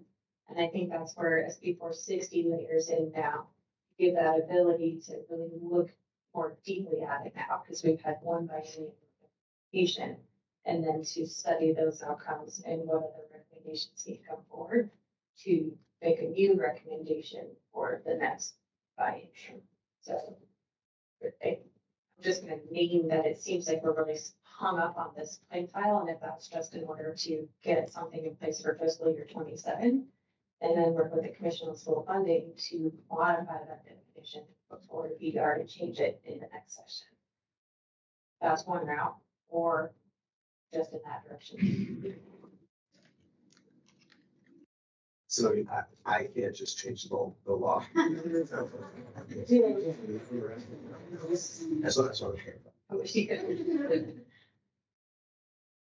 So before we meet again, is it possible to run these numbers and the modeling? Both? It will depend on the time frame and how confident we are with it. Excuse me, essentially. That's the. So how long would you meet? I think this week is the holiday week. Let's think. Yeah, oh, So Friday's off. I got Friday's today. Yeah. No. Just trying to, so is this a once a month? I don't think we've really established a fixed cadence. So that we would need a target, I think, because we have a lot going on right now. All the accountability work is really going on right now with our districts. So And I am out of the office until the 23rd. July, Starting on the 9th. is there So is there a time at which this must be decided to meet compliance? We talked about last. 26, yeah. So I think we had talked about last meeting wanting to take to the state board by the late September meeting, or the September meeting if possible, some recommendations for them to consider so that by the end of October, the state board, if they wanted to act, could act on that. And then there would be time before December. Someone correct me, Coach, but I think that was our general timeline. So if we had another subcommittee meeting for August. Yeah. That Would that would still give. Yeah. I think if we had a couple weeks, because there's a lot of requests here. I don't think any of them are too complicated. I think that this one, trying to wrap our heads around that. That would give us time to work on the data. And I think you all are comfortable with, as long as we have an explanation, here's what we found, here's why we didn't do this, here's why we have this. And then feed it over for the fall, like the last week of July for you to go, oh, okay, let's see what this looks like if we were to mock it up. Then we have an early August meeting. As long as you give us a count that's duplicated and unduplicated, then. should be able to model. I don't think we need to. No, not just duplicated. unduplicate, just unduplicate. Yeah. Right, and I would, And you have to pull it for us. So You would do Yeah. that. and I would say it's to be broken out district and then the individual charters, so we can model what the count is at each level. School level. So I'm sure of the modeling because we haven't seen the discipline data. So I think we definitely want the modeling done on the first direct certified, then academic performance. Yeah. But I think it would be interesting for us to understand the discipline data and if that needs to be part of it, but I don't know if we could I don't know what that would look like. Yeah, the way I heard it was a priority around unduplicated, direct cert, non-EL, non-IEP, and then ranked with elementary, middle, and high on the assessments that we talked about. Like that was like, if we can just come with that, fantastic. I think just trying to be thoughtful, like I know in creating models of things and trying to think ahead of time will be helpful in initial stages to help further down the road. So like we're talking about creating some kind of index. And it may be that every category is equally weighted, but some may, there's the discussion, just thinking of like if there's a way to set it up where you can adjust how those pieces of the index are weighted. You know, if direct certification maybe that is 50% of the weighting. Maybe chronic absenteeism is 10% of the weighting. Yeah, I don't know that they are the same thing. So I'm just thinking, like, I don't know how you guys are, like, build this sort of thing. And there's, I think we have, yes. yeah, so This is the first time. yeah, so I think being, thinking about the fact that each category may not be weighted the same, and there might be different opinions that might be going back to the state board about what the weighting of those things are, going to commission on school funding, but I guess just be thoughtful of that. Just not trying to complicate it. No, I don't, it's just to walk in my understanding. You have to arrive at an index in order to meet the quintile. So right now, the way that I understand the subcommittee's desire to start is to arrive at the quintile through the population of students that are direct cert, that are not EL, not IEP. That's your known universe of students who would qualify. And then to arrive at the index would be the ranking on the assessments scores, least far from proficient to closest to proficiency. That would get you your quintile for grade banded elementary, middle, and high. What we could then, and to the extent that that the team has time, we could look at this set of variables that we also have: chronic absenteeism, credit deficiency, to see if they're even eligible, right, to be added in to that index side of for the population of students, to see like, oh yeah, this would be something that could be weighted and added if you all wanted. And I mean, I think you'd probably want to know, well, if you added it, does it actually make a difference? Or are you already measuring it because you've got the direct cert group, and by proxy, you're kind of like, yeah. So does that kind of fit with what you're thinking? Okay, I wanted to, yeah. Like we run a model and take students that qualify under that model and see, get some data about if they are also have the disciplinary issues or the opposite, right? But that's after the model is run, and then we have data to suggest or to clarify our thinking around whether or not those attributes kind of align.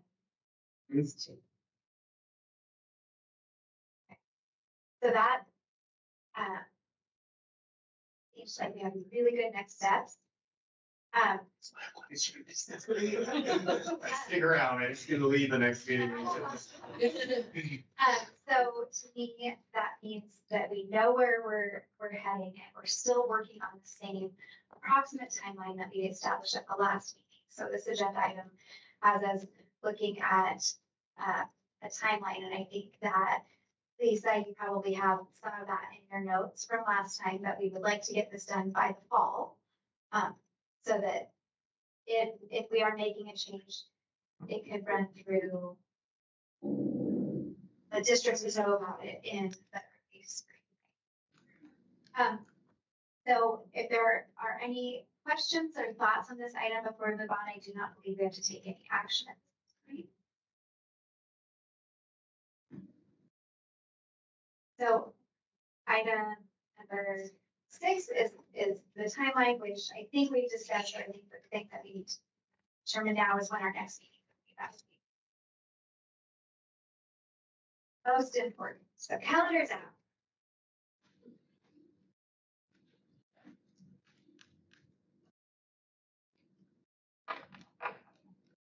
I can say that the week of the 4th of August is almost impossible for me. But I do have availability the week after.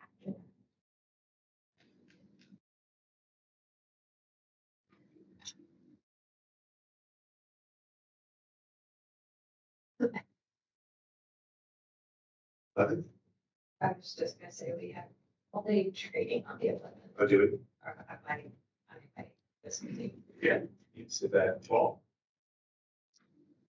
For you? Morning, afternoon looks open for us, yeah.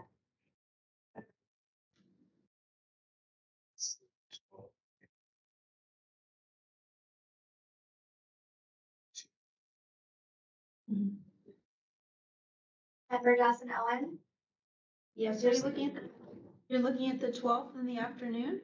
maybe at 2.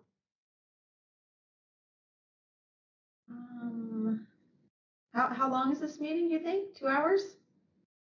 Let's hope not longer than 2 hours, yes. Let's hope. If we could do one, I'm generally at Child Haven at 4, so if we could do one, that'd be amazing.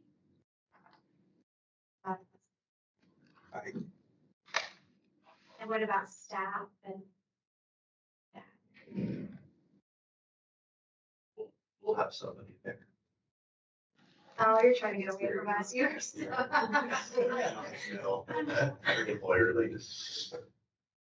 Okay, so our next meeting would be 1 p.m. on Tuesday, August 12th, to review all of this data and the modeling done by the department. Thank you all so much for helping us come to those ideas, and I think that that's a great next step, and it still fits within our timeline, which makes me very happy. Great. Is there anything else that people would like to talk about in regards to moving forward with our plan? I just said. Sorry. Member Dawson Owens, I appreciate the thoughtfulness to it. I'm really excited to see the modeling. I know that there are, different students, and this is a starting point, that are really at risk, like our students in foster care. And I know that there was kind of mentioned earlier, there's students who succeed, right, and test well and get by, that really are at risk, and they're still at risk, but they're in good schools and with supports and succeeding. So I like the thoughtfulness of this committee as we take all those things into account. And as we continue supporting our students so that we can have success in really identifying, where the risks are. So thank you for the opportunity. You all. Okay. So I'd like to move to public comment number 2. This is for any non-agenda items within the subcommittee's jurisdiction or we've spoken about. Is there any public comment in Carson?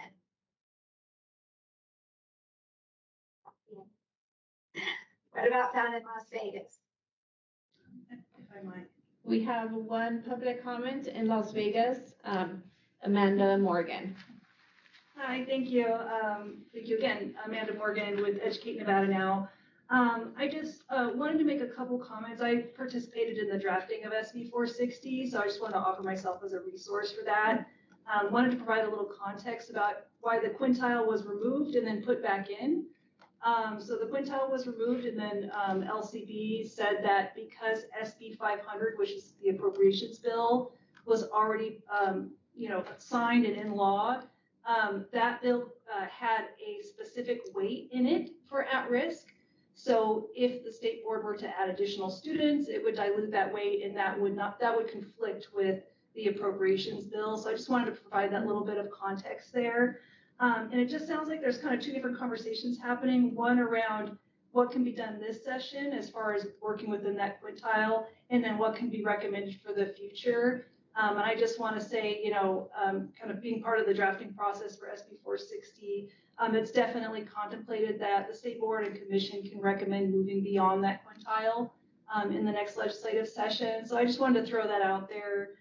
Some of the figures that we had put together for unduplicated direct certification, so removing EL in special education, was around 90,000 students, which I think is a little more manageable than the full direct certification, and for simplicity's sake, might be a way to go. So anyways, just wanted to throw that out there, and I really appreciate the discussion, and certainly a resource for anyone. Thanks.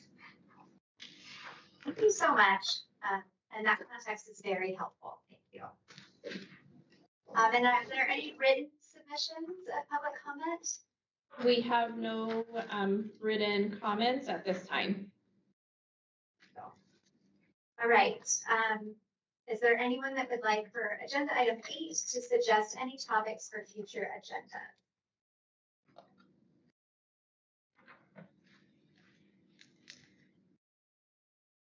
That's good because we have a lot of work to do on the agenda item.